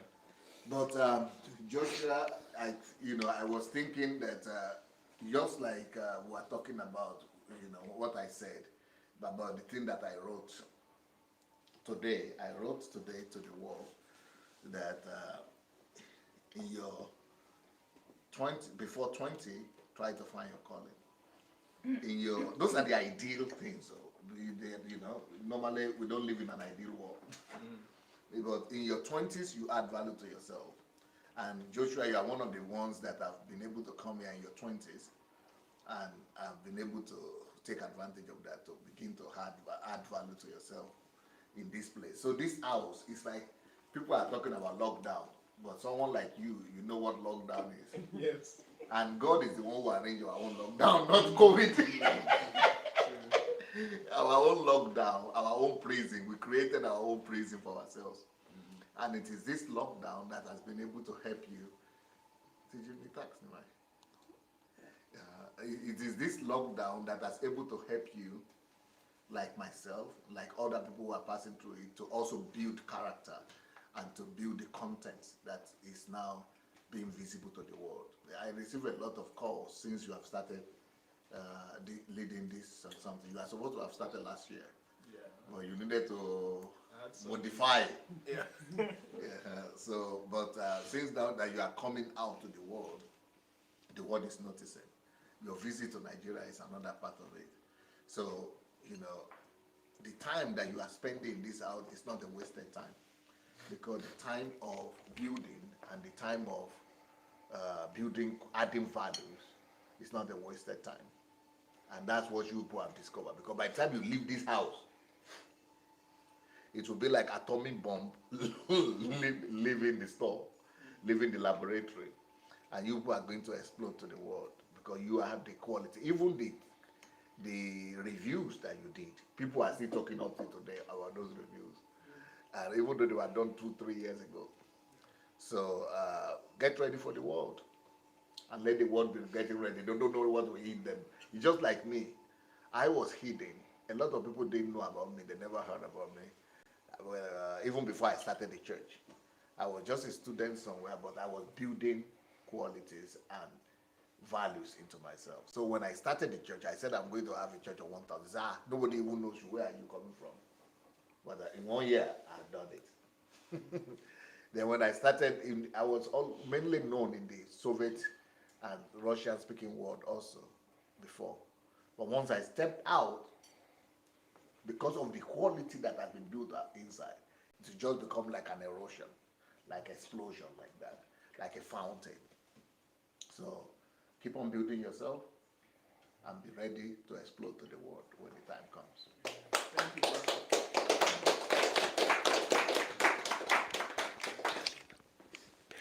All right, I think we have Yuri Demidenko. Сейчас Юра будет говорить.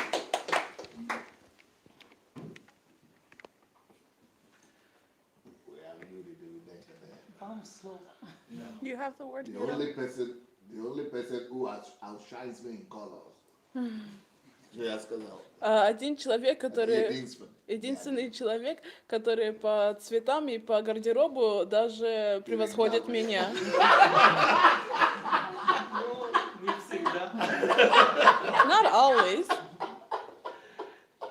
Это, наверное, относится к первому пункту, который я написал. So the first point that I have here is that I'm grateful that I have a father. И это и основание, And a father means a foundation, подражание, someone to imitate, и наследие. a legacy, an inheritance. Я бы еще как бы к этому пункту, наверное, бы добавил, There's so many то, что different я делал things последний I месяц. can add to Это this очень point, как бы like what I've been doing обогащает in the last ту личность, month. которую мы говорим, пастор Сандея Аделаджа или доктор Сандея Аделаджа. The personality Невозможно called только Dr. Sandея сегодня судить Adelajja, о том, кто вы есть. it's hard to tell just from looking at you today who Пастор exactly Сандея you are. Аделаджа это и Pastor Sandея 92-й, Adelajja is и 93-й, и this 95-й, и разные 92nd поездки. И, and конечно, когда 93rd, ты смотришь эту and величину, also и как вы there's been so развивались, many different trips. And when I look как at вы your легко greatness общались на and разных what you've сценах, been на doing разных уровнях, с all over разными the world, людьми, how it was easy for you to и вам было что communicate in different сказать, countries, on и different где вы stages with были, different people. люди были You had особенно something to say, благословлены. and Это wherever как, you went, наверное, был для них people исторический had день. И это received a разные blessing from you, страны, разные and they континенты, probably felt like разные they had сцены, seen a разные history in the встречи. making. And all of this И самое was интересное, common я тоже amidst еще different отмечу, stages, что всякий раз, different когда вы где-то churches, были, different countries. вы все это And I also want to привозили для note that Украины. every time you were То somewhere, есть, когда вы you были, you came например, я back to смотрю на Ukraine ТВН, вы and brought познакомились back там all of ближе с your Тед Хагом, brought back your и knowledge уже and все, experiences to да, да. Ukraine. И уже на When следующий you were on раз, на TBN, you следующей got to know годовщине some эти люди уже pastors, выступали. and in the next, Да. on the very Вы next были в year during the 96-м anniversary, году в those Африке. pastors were Вы там performing in ближе, Ukraine. наверное, общались с Эйдахоса. Then you were in И в Africa, and 97-м you got to know Эйдахоса уже Idahosa, была у нас. and then the next year И то есть Idahosa was это, already конечно, preaching in Ukraine. вас не отнять. Вы никогда не думаете только про There's себя. no one like you in the sense that you Благодарность never only вам, think что about вы yourself. всегда думаете We're и о grateful that других. you always think about others as well.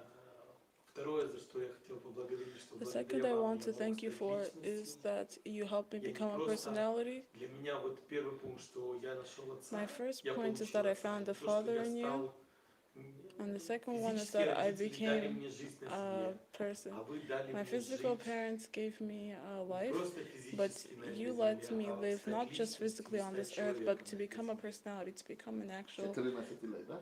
a human being. 13 I came to the church at 13 с 95-го. in 1995. Третье, это то, что вы The помогли, third и is вы that you helped and gave me the chance to become a man. There's not a lot of men in this society because nobody teaches them and no one tells them what it is to be a man. Usually in churches, it's something really religious, which are far from the man that was created in the likeness of God. And the fact that I can not only hear your teachings, but I can see it in your life and emulate you and imitate you and multiply what you've taught me is very valuable to me. I'll always be thanking you for that. I remember that, and I always note that. I always have someone to look up to.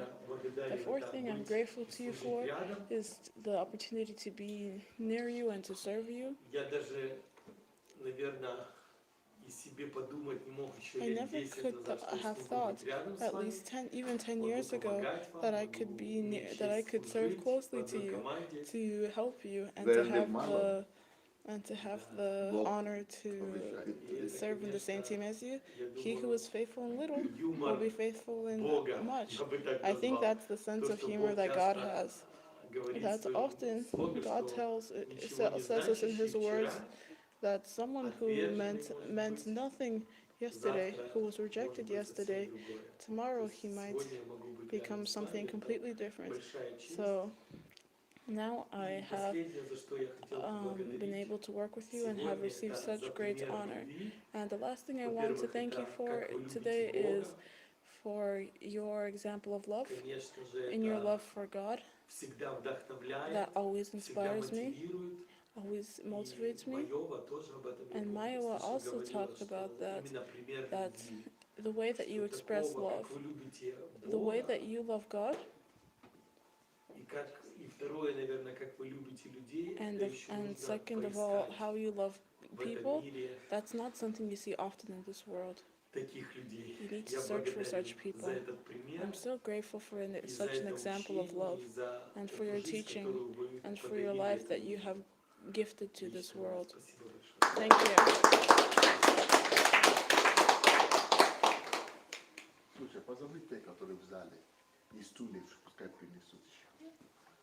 So I want to say, Yuri, that is the voice of the guy that was a Pastor Sunday in Brazil.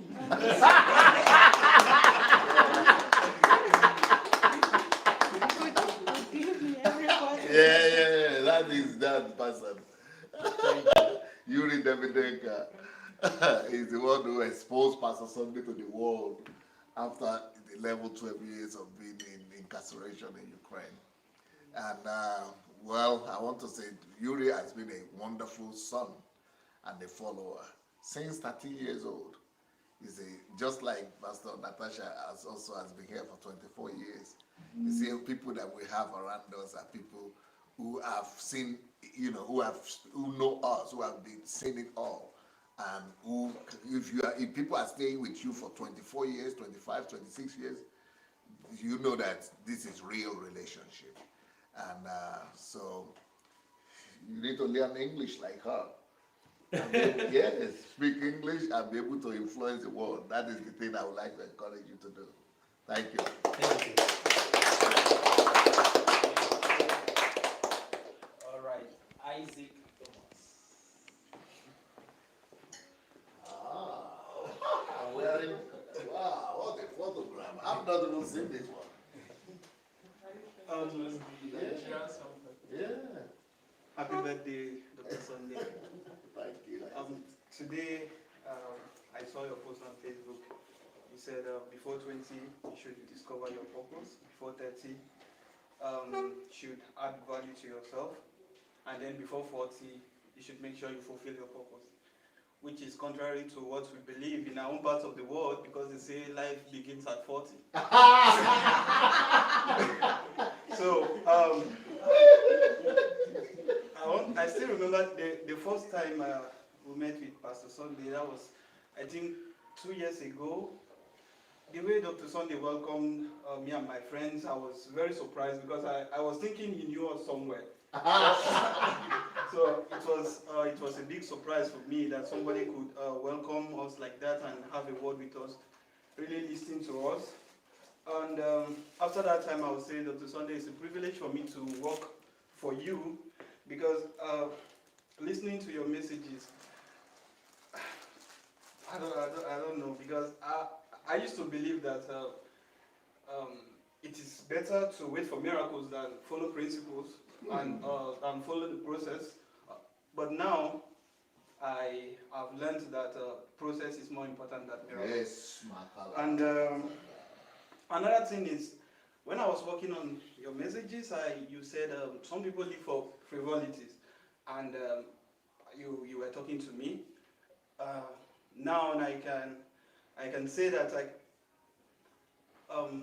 I can convert my time and really know, okay, this is what I got out of my time within a day. The first time I met you, that day I knew I was really empty, and that after that time I understood that I had to really work with myself. I remember as well, Pastor Natalia also had a word with us, and she was encouraging us. I did not even believe I would even survive until now. But Sunday, your messages has really transformed me, and I want to say that God will really bless you, and don't stop what you are doing. I know you have a big project to transform Nigeria. I really believe in that. But for your teachings, I will start by transforming my own family. Yes, I'm working on myself to make sure that I become the best in what I do. But first, I will say that I want to use it to transform my own family, because I come from a very religious family, and it's not easy for me to. It's not easy for them as well to change what they believe, because we really believed a lot of things. So now it's difficult. So I want to say happy birthday, Dr. Sunday, and thank you. God bless you, you and your family. Amen. That is Isaac Thompson. Thomas. Isaac, I'm so happy that you learn to work with the computer and to do the work that you are doing for me. Because the greatest gift that I could give to you was that work. Because through that work, I know, even if you didn't want to listen before, even if you don't want to listen now, not by force, and because I know that it is only through listening like that that you will really get to know me. We can live in the same household and you will not know me. You can, we can be eating like this, playing, but when you begin to listen, that's when you will know that, there is something in this thing. You might not even see me again, but just listening like that is exactly what you needed. And I'm sure you have experienced that yourself, and the transformation. Yes, sir. Yes, so the work is not even the salary that I'm paying you that matters, but the things you are learning when you listen is the real secret. That is the real thing. And I think that is even more a blessing than the salary itself. Yes, And that's what brings about the transformation. And that is what makes you a new human being. And now that's what will prepare you to become the next revolutionary that will be able to change the world. Thank you very much. So thank you so much.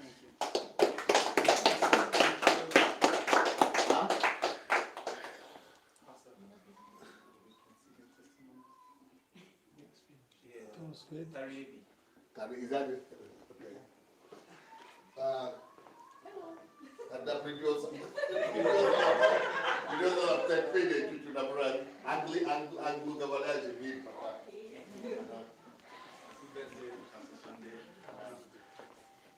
I'm so happy to be here.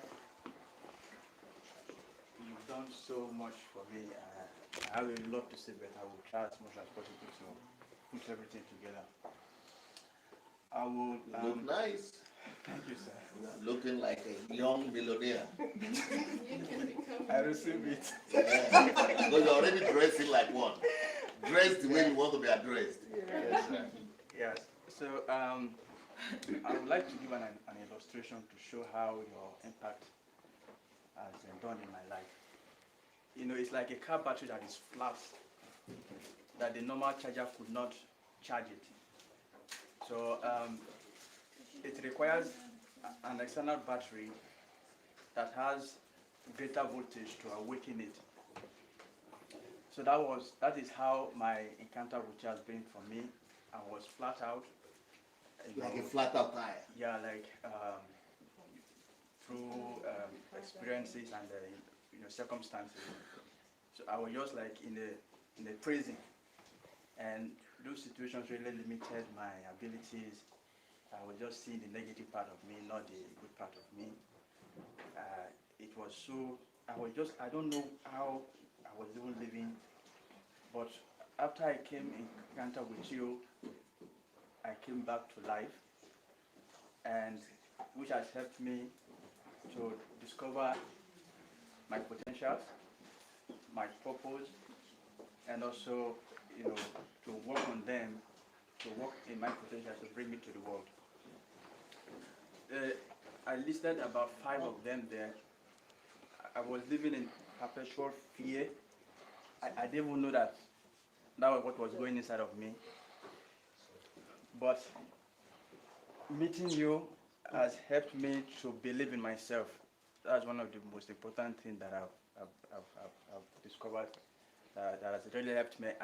To believe in myself. I couldn't believe in myself before, but you made me to believe in myself, to trust myself that yes, I have what it takes to bring to pass what God has put in my heart. And another thing that you have done in my life is that, cutting your hair is really another booster for me in terms of my confidence, to have confidence in myself.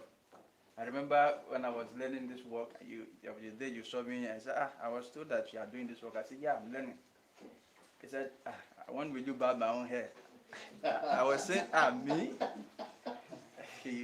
Well, I said, well, I will come back to you. Let me go and learn. But I had to summon courage to come because I was scared. Let me not do mistake and things like that. But When will you barb me? hey, man, I won't barb your hair. So when I barbed your hair the first time, it was not really that good. And he encouraged me that, it's not too good, but at least I know the next one will be better. I was saying, would you even allow me to barb his hair at all? Because at least some people that I barbed, doing home service, when I barb their hair, when it's not too good, they won't call me back again. So I was thinking, well, maybe no way again, but pastor called me again. So that was how it began, and now just barbing the hair is really making me to believe in myself more and more. And another aspect again that you've really impacted me is this work that you gave to us. Truly speaking, when I had the job, I quickly chose the family series because I know that is the area that I really want to go into to influence my world. So I took the family series and I'm really working on it, and the thing is really transforming me, and it's really bringing me a lot of healing, and also giving me materials to really give to the world, like to give to the world, because what I am called to do that I don't understand is to raise men, boys, to be a father figure to boys, especially also to ladies, but most especially to boys, to give them direction in life. That is what has been my burden for a very long time, and I have a better understanding on how to go about it now. And another thing that you've also done for me is accepting me here. I was all my plans, everything failed. I never believed that one day I will come and live in this place or even to meet you in my life. But somehow situations really was really on my neck, and I came to you. You accepted me in. This place is not just a shelter for me. It's an hospital for me. It's really healing me from some experiences in my life. It's also delivering me from some wrong teachings and what the culture and everything has really made me to be. To also go into myself, to bring out that person that God has really put inside of me. I remember the first HMT I came. When I saw you, I was crying inside of me. It's hard for me to shed tears, but I cry mostly in my heart. Because you noticed me, and welcomed me. I said, is this me that this person is seeing? So so something was going inside me. I don't understand what is really going. I don't know what to explain to describe what it is, but I believe that it's a healing process that was really taking place in my heart. And even taking the walk with you sometimes, there was a day we had a walk in the forest. That day I cried so much in my heart. I don't know why I'm feeling the way I was feeling, but I believe maybe it's something that was really touching me. Your touch of love, your love is really healing me, and most especially making me to believe in myself. I'm very, very grateful for this privilege, for the acceptance, for the love. And the last one is, I've been asking the question, what does it mean to be a man? And what does it mean to be a father? So I saw it here. I've been having this question for a very long time, but I'm very grateful and I'm so privileged to have it here living with me.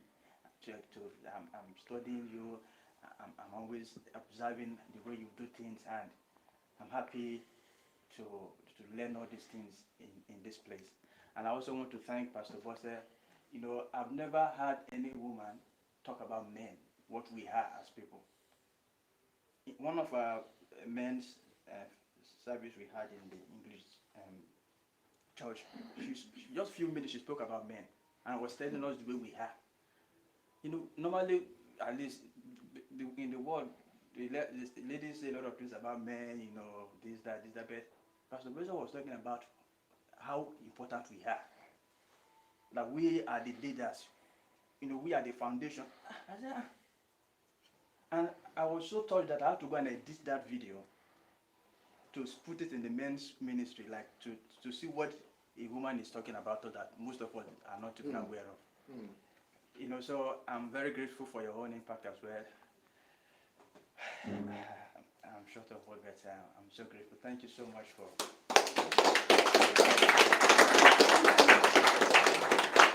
Okay, what you are talking about and what you have experienced is encounter with somebody that is a God carrier.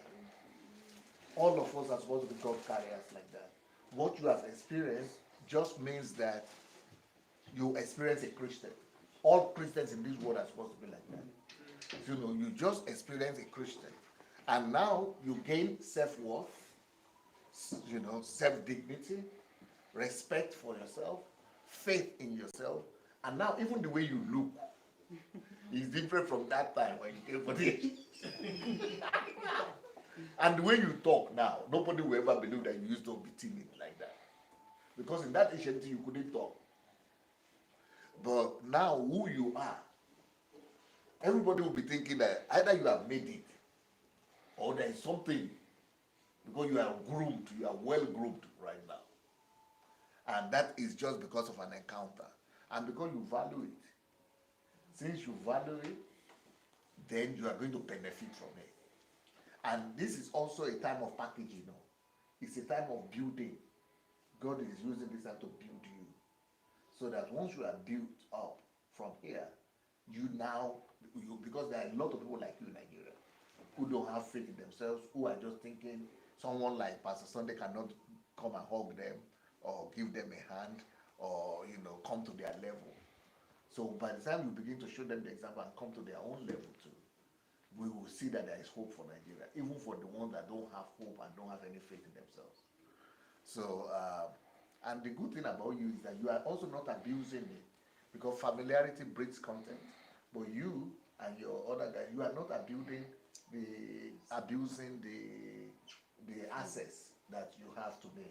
So, because that's a big wisdom, because a lot of people who are brought up in the Western world, they might have that tendency of being close to greatness, and then they don't see the greatness again. They have crossed the line, and then that's when all kind of problems begin to happen. But you didn't abuse it, and you are not abusing it. And so, because access is both a test and a reward. So when you have access to somebody, it will be first of all test you. If you don't pass the test, then you become a rebel and a problem. You will become, that access will become your biggest test in the world. But when you value it, that test, that test will become graduation, celebration. It will become grace. It will become blessing. So keep on learning all you can and let your life prove it later on in Jesus' name.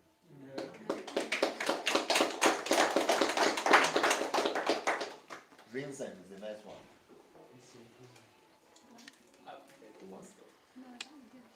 It's actually a pleasure for me to be here and be in the midst of great people like everyone which you have touched. All right. For me to know Pastor and then talk about Pastor would take me back to 2015 when I first heard about Pastor in Belarus. We went out for evangelism and they were talking about Pastor Sunday. I was like, his usual other Nigerian pastors now. So there was a day that they now brought one of his videos that he preached in Rwanda. The title of the message was The Philosophy of Success and the Philosophy of Failure. We listened to it, the parts that they showed us. I just forgot about it. But I remember in 2016, I could not sleep at night. So I just went on YouTube. Now, the first, one of the messages, the latest videos that popped up was his message titled The Plague of Silence. So when I listened to that message, the message was his interview with Yemi Balogun. When I listened to that message, it drew my attention. Now, later on, when I saw the message, The Plague of Silence, I was like it now built fire in me that it drew my spirit towards his messages. So I began to listen to his messages until 2017 when I went to Nigeria and I downloaded a lot of pastors' videos, about 200 of them down to Nigeria. So I lived with prophetess and prophets because my mother just prepared a place for me, seeing that I was a pastor in Redeem. So she just provided an environment for me. Now, living with them and listening to pastor's message, it is totally different thing I'm seeing. Like, they were in this kind of come and sow seed. Use broom and slap your enemies. Different kind of practices. Even Tari came and lived with us and experienced that. So that message, The Plague of Silence, now rang in my mind. I said I will not keep quiet. So as they are doing this thing, I'll be respectively initially, but I discovered that they wanted to impose it on me. My mother was there. So I was trying to speak up until, but at the end I discovered that, when you're saying something you just heard, and it has not been built inside of you, you don't have roots. So they really overshadowed me that when I came here, fortunately, Pastor accepted us. Working with Pastor for this 1 year, editing the videos has really, really made me know that the reason why I could not stand that time was that there was nothing inside of me. So now editing the videos, hearing these messages is putting virtues inside of me that sometimes I will tell her, no, I wish I knew this thing 5 years ago.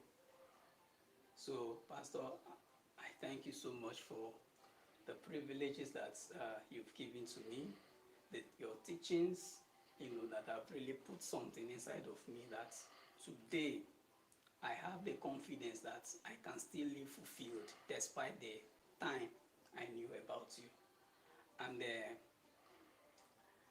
I want to say thank you very much to also Pastor Bose for our teachings. It is inexplicable because I knew that when I came to the English section, I was thinking that, yeah, I'm grounded somehow. Because you are a pastor in Redeem. Yeah, but by the time I begin to listen to her message, and her message is not just on the surface, she will want to see it like you doing it practically. Because I remember I was at the projection ministries working, but the way she really inculcated her messages on me and physically telling me, there are sometimes Cain will not even do more than words. So it really, really transformed me, and I say thank you for Pastor Bose for all your teachings.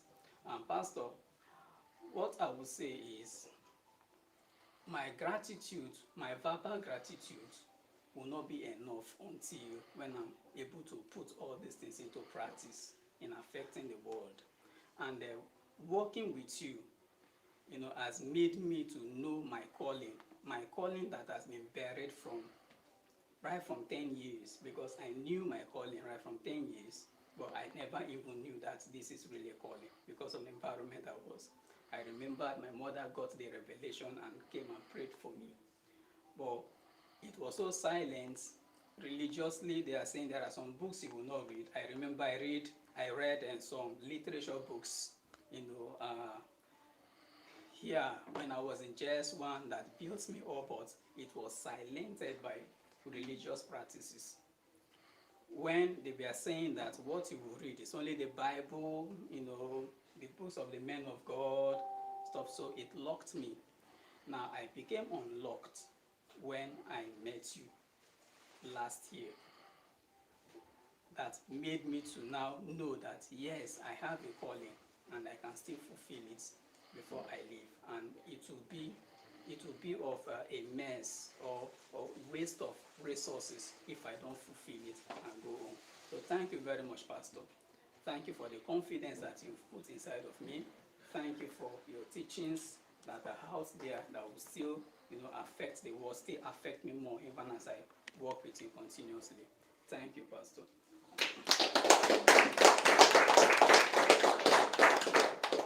Vincent, thank you so very much. You have been a hard worker. You have been working very hard, because if anybody will work with Catherine, you have to be extra class hard worker. That you survive it. It means God has a great future for you. It means that there is something great that God is preparing for you in the future. And through technology and through computers.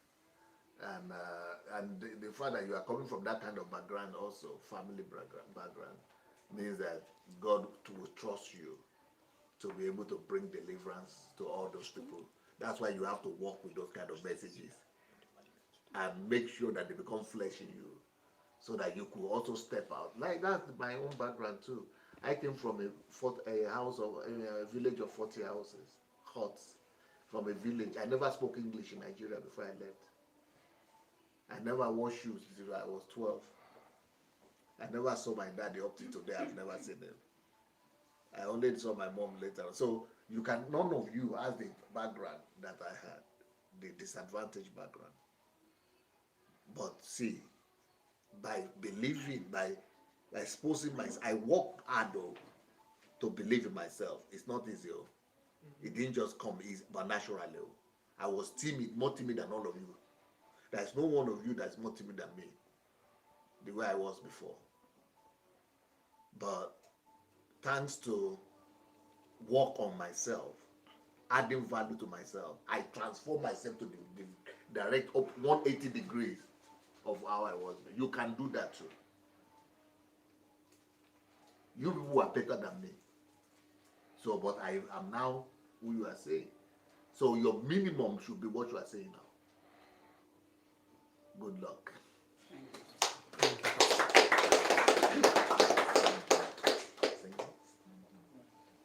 I think we have to go. What a picture. Where are you people bringing all these pictures out? See, I don't have them.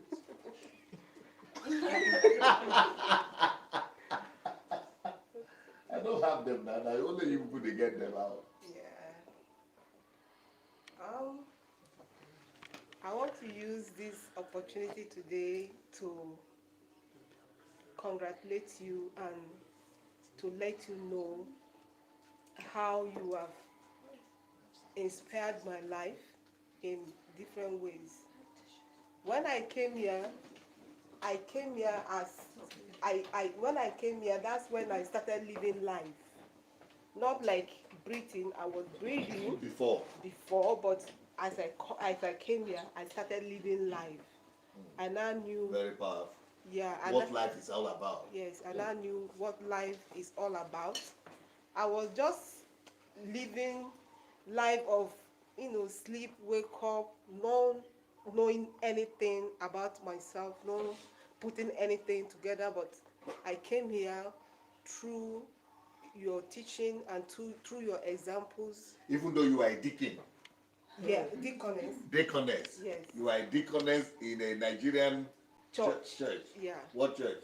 Winners. Winners Chapel. Yeah. So you are a big woman in that place. Yes. But you are biomass. Yeah, that was just A name. facade. Yeah. Just a facade. name. Outside. I was just living a name, not a life. Very strong. Yeah. I want to use this opportunity to thank you because you help to bring my self-esteem back. You help to put the life I am living today in me. And you taught me that everybody is different and you should see everybody, you should try to, that you should see everybody the way God made them and try to, come from where they are coming from. And since I came here, I have started using my logical sense through what you're teaching. You make me, begin to think logically, and to question things, not living by emotions. Before, I act by my emotions and, do things that is not, take decisions that are not concrete. But since I came here, you have, through your teachings and through your exemplary life, my life has been transformed. And the greatest thing that happened to me is I did not learn by books. I did not learn by broadcasts. I learn by practical way of the way you are living and the way you relate to people. Just the way I'm seeing you. Yeah, because I learn, quickly with what I see, not what I read. I used to feel when I see book, I would say, it's not real. But when I now see you practically, that's when it begin to like, sink in me and begin to take root in me, and gradually my life was turning gradually. And the tip of it is when I didn't know anything about video editing, anything about computer work. I was shocked when you say, do this work. I'm like, I went back and said, maybe he thought I know how to do it. But I didn't know anything about it. And because of that, the way the courage, you said it, I said, okay. I now, encourage myself. I learned, and today I have pro. Yeah. I've gained that, and I'm able to, do the work well, and God is helping me. Things I never knew I could do in my life, despite that I went through the college, but I never knew I can do that kind of work. So I thank you for the opportunity you gave to me to work with you, and I know that the sky is your limit. The way your loving nature, the way you embrace everybody and put everybody equal, no discrimination, the way you treat people. Have turned my own pattern of life around, and I cannot thank you enough. I cannot thank you enough. And your encouragement when I was going through my own crisis, and the world, it was like the world was turning against me, and I was depressed. But your word of encouragement you gave to me helped to calm me down. I don't know, maybe if I was not here, I don't know whether by now I would have committed suicide through what I was going through, but God used you and used this environment to, turn my life around, and today I am a victory, and I've overcome everything that had been suppressing my life. I've overcome it. So I want to congratulate you today, that happy birthday, and never relent in what you have been doing, your attitude to life, no matter what people say.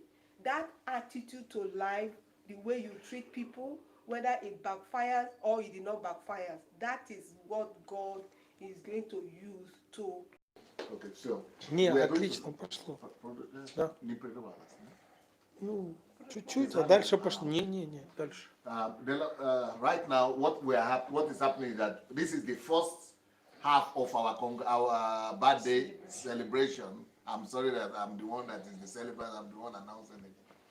But this is just for DSA family people and who are living with me in the house here. But we are going to another hall right now where we will have the second level of congratulations with the Russian church, with the Embassy of God church members. Я тоже говорю, что сейчас это иностранцы у нас есть то, что называется DSA family, которые они сейчас поздравляют, они с утра начали. Мы сейчас заканчиваем это, и мы переходим на поздравление от посольства Божьего и от украинцев. Поэтому все, наше посольство, и Бен я вижу, Лисаки я вижу. Давайте мы плавно, кто-нибудь, Галина, ты проведешь всех туда, в тот дом. Кто-то один, по-моему, еще скажет, я туда приду.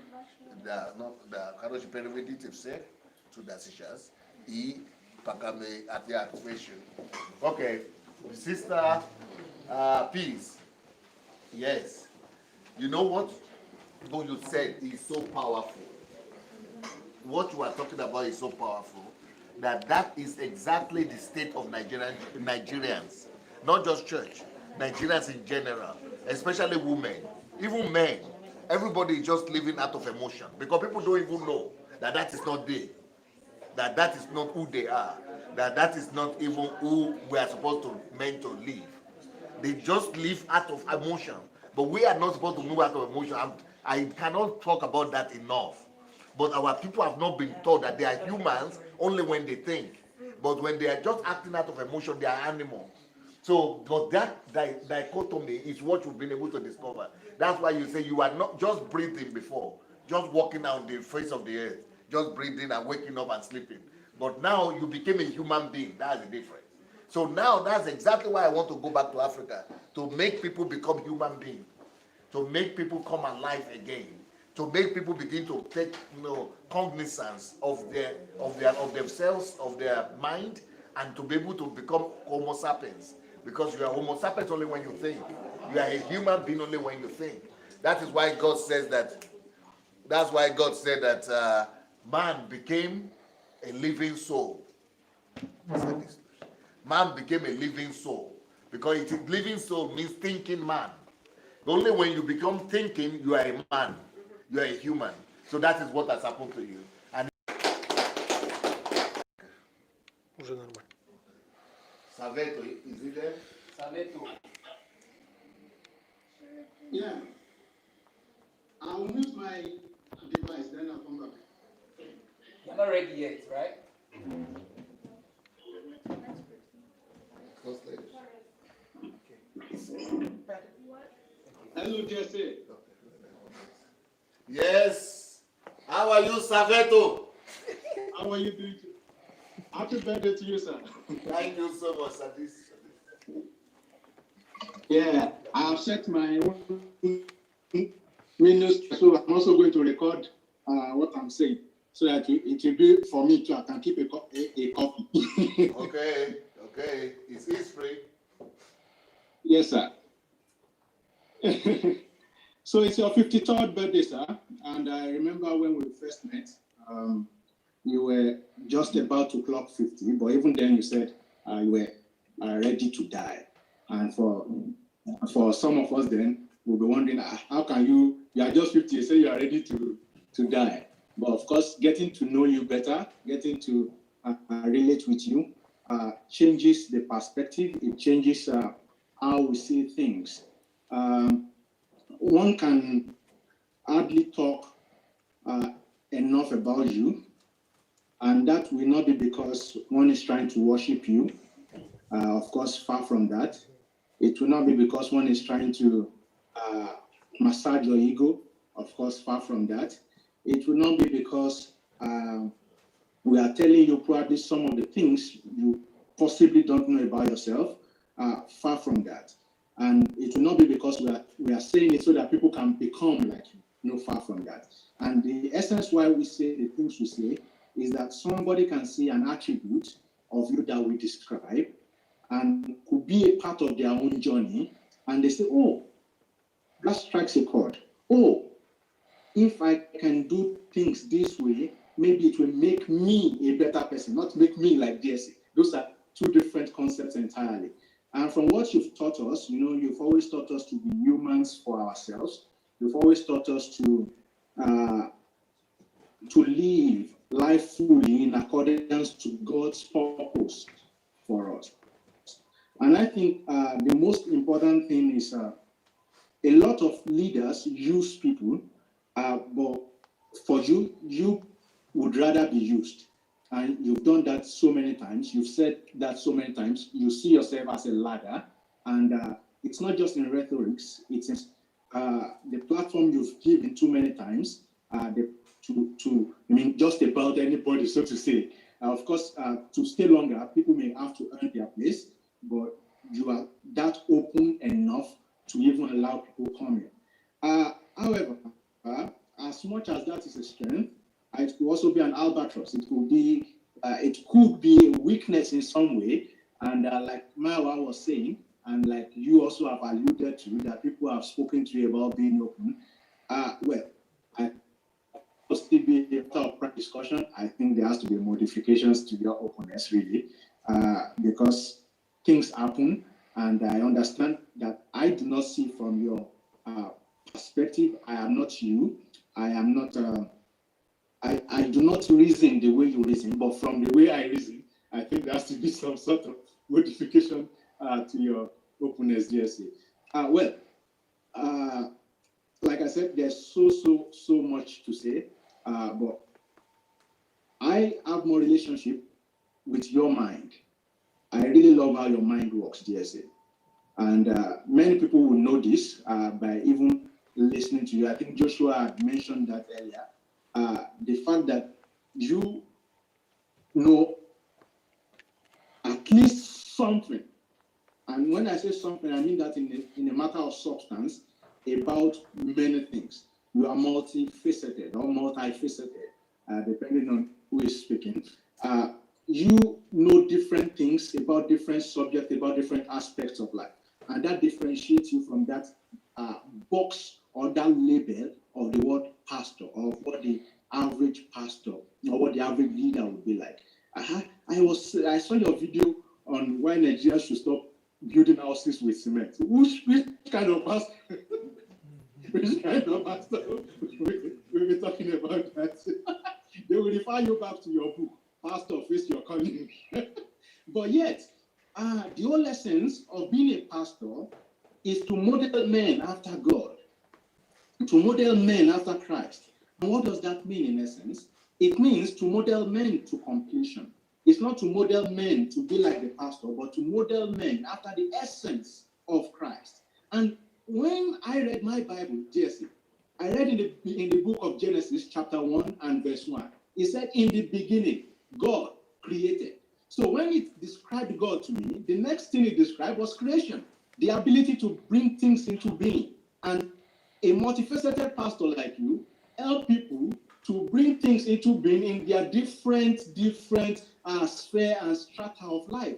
And I think that's exactly what you're doing, not within the four walls, but outside of it.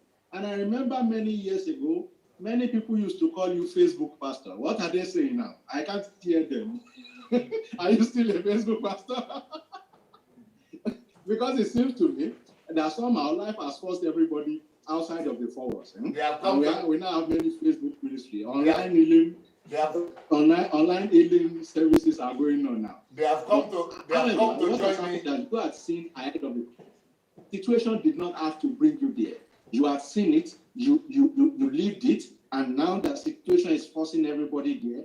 It's now clear to many people that what you are actually talking about is a reality, and it is possible. It is possible to exist outside of the four walls. Now they are doing that. But you have been talking about that since. And I remember when the quarantine started, and we were chatting, and we were joking about how you don't know anything about quarantine because it's been your life for many years before now. And that's exactly what it is. I remember you have a book, I don't know if it's in English yet, Build Your Own Prison. And that's exactly the system you've built over the years, your own prison, where you operate from the inside out, where you create things and bring things into being. So you didn't need any quarantine to be in isolation. And I joke with Anu that when he says he's going on solitude, I say, well, maybe the life I'm living already is already solitude. So if I should be going on another solitude, it will be solitude. Or the solitude. So, but however, what that has done, what I've learned from that with you in terms of solitude is when one can come into one can come into sameness with his own essence, where you don't deal with the opinion of people about yourself now. You come into seeing yourself, and if you're good with it, if you believe in the word of God and you have the word of God, you can see that mirror, that image of God, and see yourself naked before that image, and you're able to become better, you're able to create more, you're able to have more focus. And it works really, it really works. And that's one of the principles that you've taught. Another one that I have learned from you, of course, before I met you, my mantra was to become the president of Nigeria 2035. And if anyone has noticed lately, I haven't been talking much about that. It's not because I've given up on my dreams. It's not because I've given up on that aspiration. It's just because when you know better, you are forced to do better. To whom much is given, much is expected. Of course, all has not been given to me, and all is not expected from me. But the much that I know, one, is that I have had the paradigm shift from positional leadership that the office of the president brings to responsibility that a position does not have to give, which means that I can start changing Nigeria without having that position. I probably can even have more influence without having the position. And that is the mindset that I have now, and that is the way I operate. And we see in the last election, we saw so many young people coming out for office. And, one can appreciate their vigor, one can appreciate their strength, one can appreciate their exuberance, one can appreciate their sincerity of purpose. All of that can be appreciated. But reading your book and listening to you and watching your life, the rhetorics for me has changed. And I realized that particularly for Nigeria, okay, you say you are a saint, maybe not a saint, okay? You are a very good person with good value systems. Okay, good. That is not in doubt. This person who is bringing himself out for elected position has a very good value system. He wants to help the people. He can even change the whole world.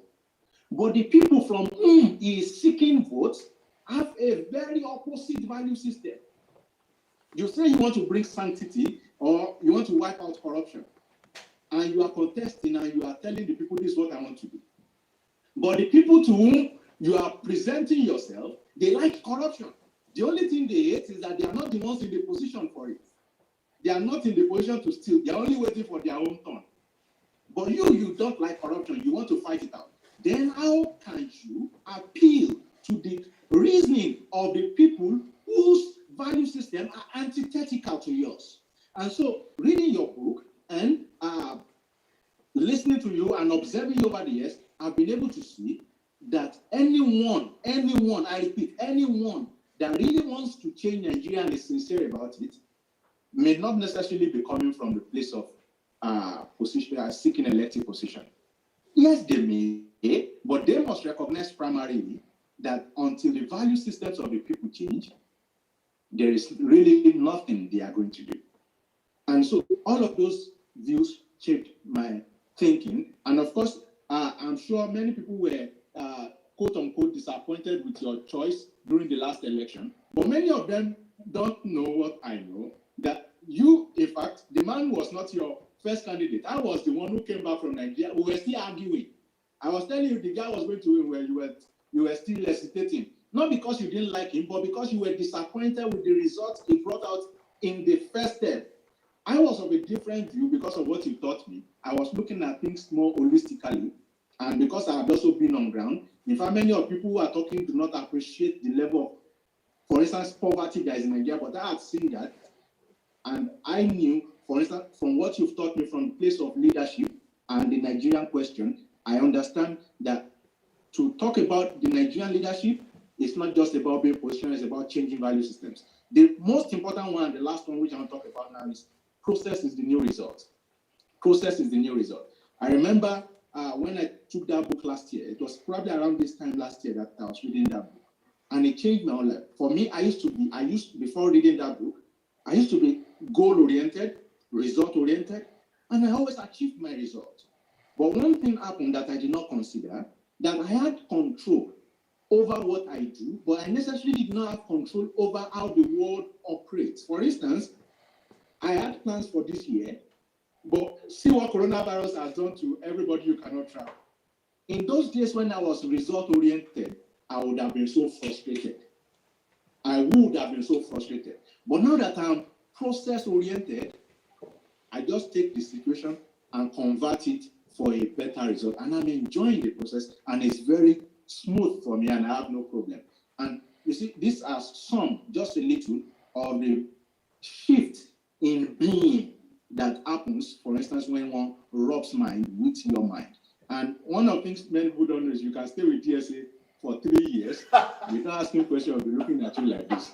You don't say anything to him, he'll be looking, he'll get you, I will give you a but you can never assume that you know what's in his mind until you actually take the pains to actually have those discussions with him, take the pains to actually study the materials he's written on the subject that you are thinking about. And there's a whole mind shift that comes with that. So, DSA, I want to thank God for your person, and I want to thank God for the works that you've created, and I want to thank God that you are one of those people who lives out process and not necessarily brandishing results to our faces. You are able to show us the humanity or the humanness that is behind the process of what you do. So thank you, DSA. A very big happy birthday to you. And thank you to Pastor Bossy and the rest of the family. God bless you. My name is Bami Shai Victor, just in case you forget.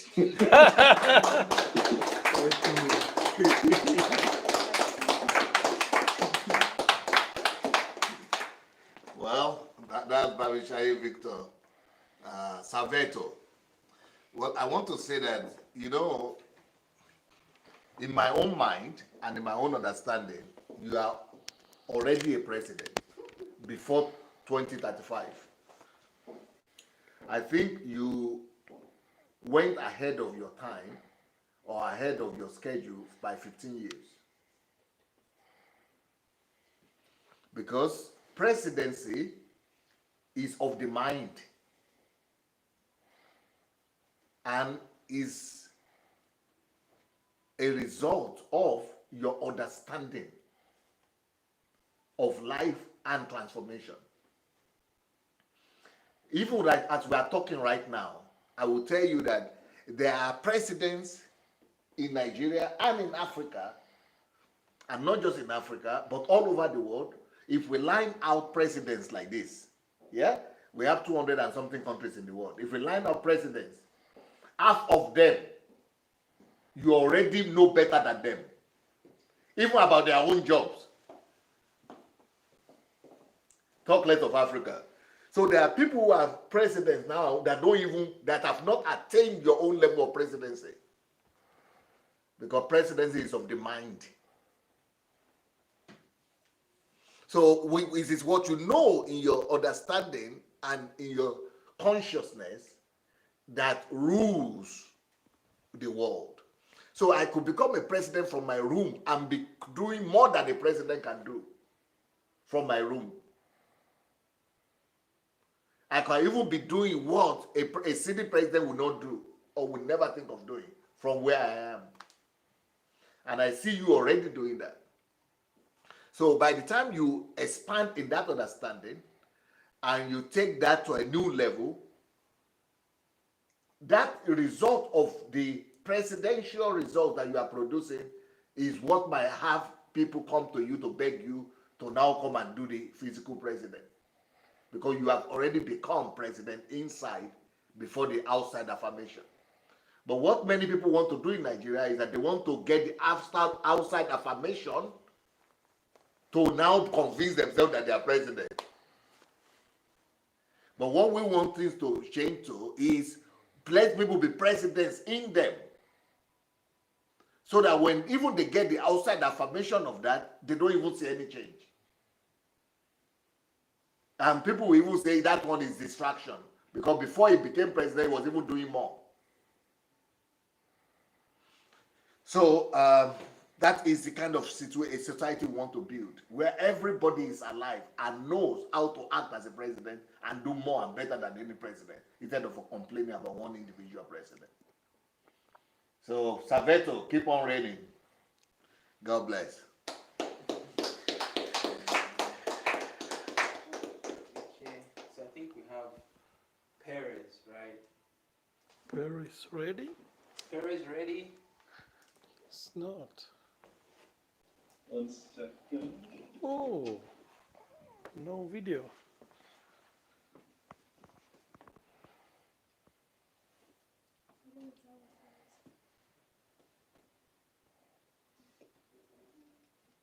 Oh. No, against the lights. You have to. Yeah. Hello, hello. Okay. Yep. Can you hear me? We can. Because I'm not at home, unfortunately, just thought I'd stop by, give a quick birthday celebration to my dad. I was fortunate enough to spend a few months at home this year, and last year I was able to spend some time again with you, spend some time being remotivated, seeing how hard you work, remembering my childhood, just remembering how it is to be close to you again.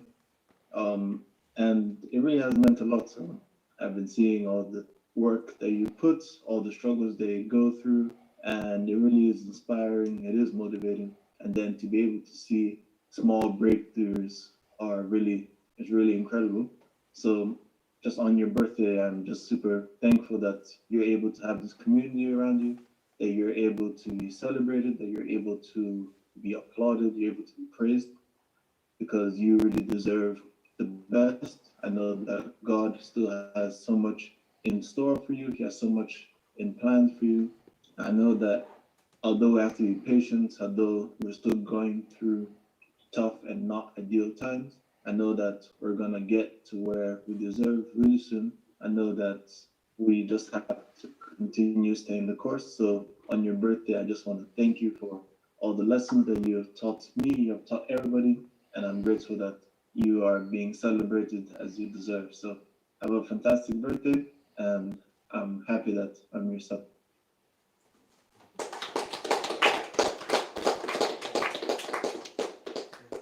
All right, Perez, thank you so much. The only thing is that since you are locked down in England, we need to find a way of getting you back to work. Yes, so Monday is the 1st of June. So before the 1st of June, since you are not going to be in Ukraine, get in touch with your administrative bosses and find out the work that needs to be done. I think you need to get back to Carolis, Kate, get back to her before. Yes, I've already been doing so. Yeah, get back to her and tell her. While I've been here. Okay, but tell her that you are ready for full-time job now. If that is not, yes, so that you get yourself busy and you have to convert your time over there to constant product, because the lockdown shouldn't just be a time of wasted time for yourself personally. You have to have products, so you have to keep on having products, and you should be more concerned about the products that you are producing each day and every time. So anybody that could help you to produce those products, you've got to call on them. It could be Kate, it could be Anu, it could be any other person that we're working with. Just need to make sure that you are releasing your products. Even if there are no work from any of your bosses, but make sure that you produce products in yourself by adding value to yourself.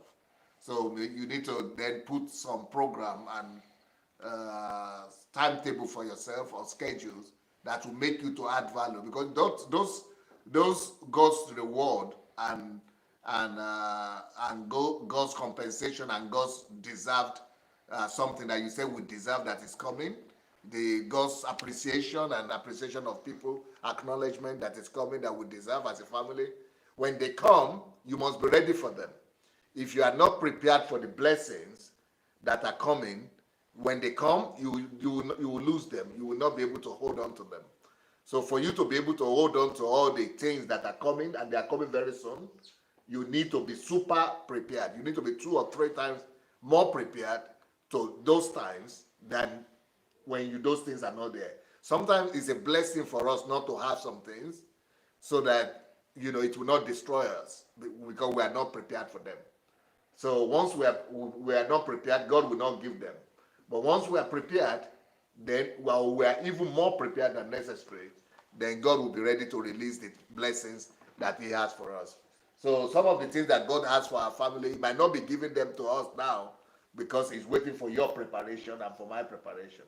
So go for it. Thank you for your words and for the word. Okay. Кто будет переводить? Dr. Anna, can you help me translate? I will say not very more. Okay. I'm trying my best.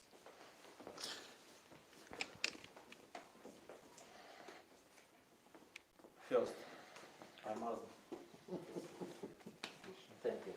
Thank you. First, пастор, первое хочу сказать просто огромное человеческое спасибо. Вы великий Божий человек. Вы великая, огромная личность. Вы король, вы победитель. Вы достигатор, вы философ, вы открыватель, вы вдохновитель, вы отец, вы муж. Можно перечислять ваши достижения безгранично. Но одно меня такое, знаете, аж тревожит изнутри, когда я смотрел на вас, только видел по телевизору, для меня это была личность закрытая, и я не мог понять ничего, пока не начал вникать и узнавать о вас больше. И я знаю, что вы победили самое большое зло на планете, это невежество. И вы приобрели самое большое добро, это знание. И вы научились, достигли этого благодаря знаниям, которые, как я вам задавал вопрос, что же все-таки двигало вами. Вы говорите, что это были знания. И я не перестаю удивляться, когда вы каждый день вы работаете над собой, сколько людей вы уже спасли, сколько у вас еще планов на будущее. У вас нету вот этого потолка, когда вы скажете «все, стоп». Даже когда вы говорите, кричит там внутри, может быть, что-то «стоп», вы все равно приступаете и идете дальше, дальше, и дальше, и еще дальше. Нет ограничений. Вас посадили здесь в эту коробочку Украину, значит мы сделаем все для Украины, но мы закинем сети на Нигерию, мы закинем сети в другие страны. Уровень вашего мышления просто заставляет удивляться изо дня в день. И я благодарен, пастор, вот просто вот чисто человеческое, вот, ну, ваши труды, которые вы ежесекундно просто делаете шаги, ежесекундно, ежеминутные, каждый день, каждый месяц, уединение, общение с Богом, когда Он полностью вас именно окутал своей любовью, поднимает на свои руки и ведет даже там, где человеческий ум этого не может понять. Как это у пастыря получается? Да вот так вот. Имея отношение с Творцом нашим, можно достигать намного большего, чем человек может сам себе предположить. Поэтому, пастор, ваши годы, хочу вам пожелать здоровья, хочу вам пожелать команду, которая будет просто как вашими руками. Мне посчастливилось быть сегодня здесь и сейчас. Я не знаю, Бог устроил, может быть, торт понравился, может быть, какие-то вот с помощью других, да, работ, которые вы именно взяли, я туда прыгнул. Может быть, я не знаю, каким образом у меня так получилось к вам присоединиться сегодня, стоять здесь, поздравлять вас. Для меня это огромная честь, потому что, будучи своей неординарной прошлой жизнью, и куда я пришел, это благодаря вам, пастор, тому видению, которое вы взяли, визию свою, и начали, ваше отношение с людьми, ваша постройка отношений делает жизнь людей проще. Возможно, вы всего еще до конца вот, вы это видите, но мы не до конца можем это принять. Поэтому я для себя вывел такой пункт. Пастырь Сандей строит отношения с людьми, чтобы сделать их день проще. Именно день. Потому что есть огромная крутая книга. Это «Один день. Картина всей моей жизни». Поэтому вы делаете мой день проще. Своим знанием, своей улыбкой, своим вдохновением, своими планами на будущее, своим примером, пастырь. Доктор, философ, отец, братское сердце, человеческое сердце, Божья мудрость. Просто огромного человеческого пастыря.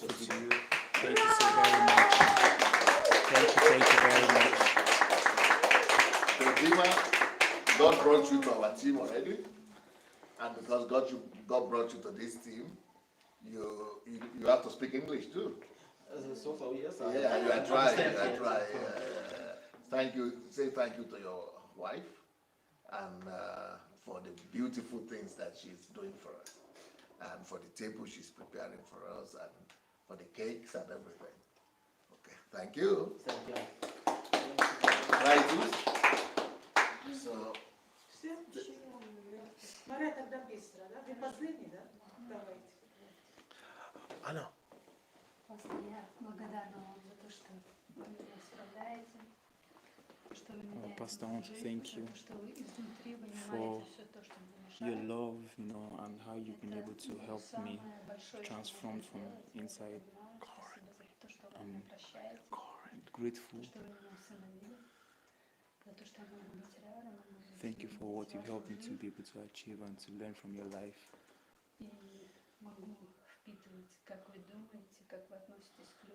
I see how you think, how you relate to people, your mindset, how you think. Thank you for the opportunity to be close to you. Amen.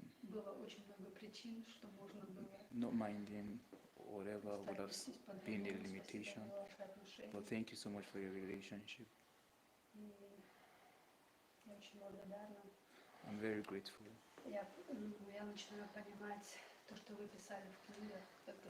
I'm beginning to understand what you wrote in your book on how to be in the year now. You helped me to see myself in a better light. Yeah, you're giving me the knowledge and understanding to, to live and to get out of whatever limitation I've been. Thank you very much, Pastor.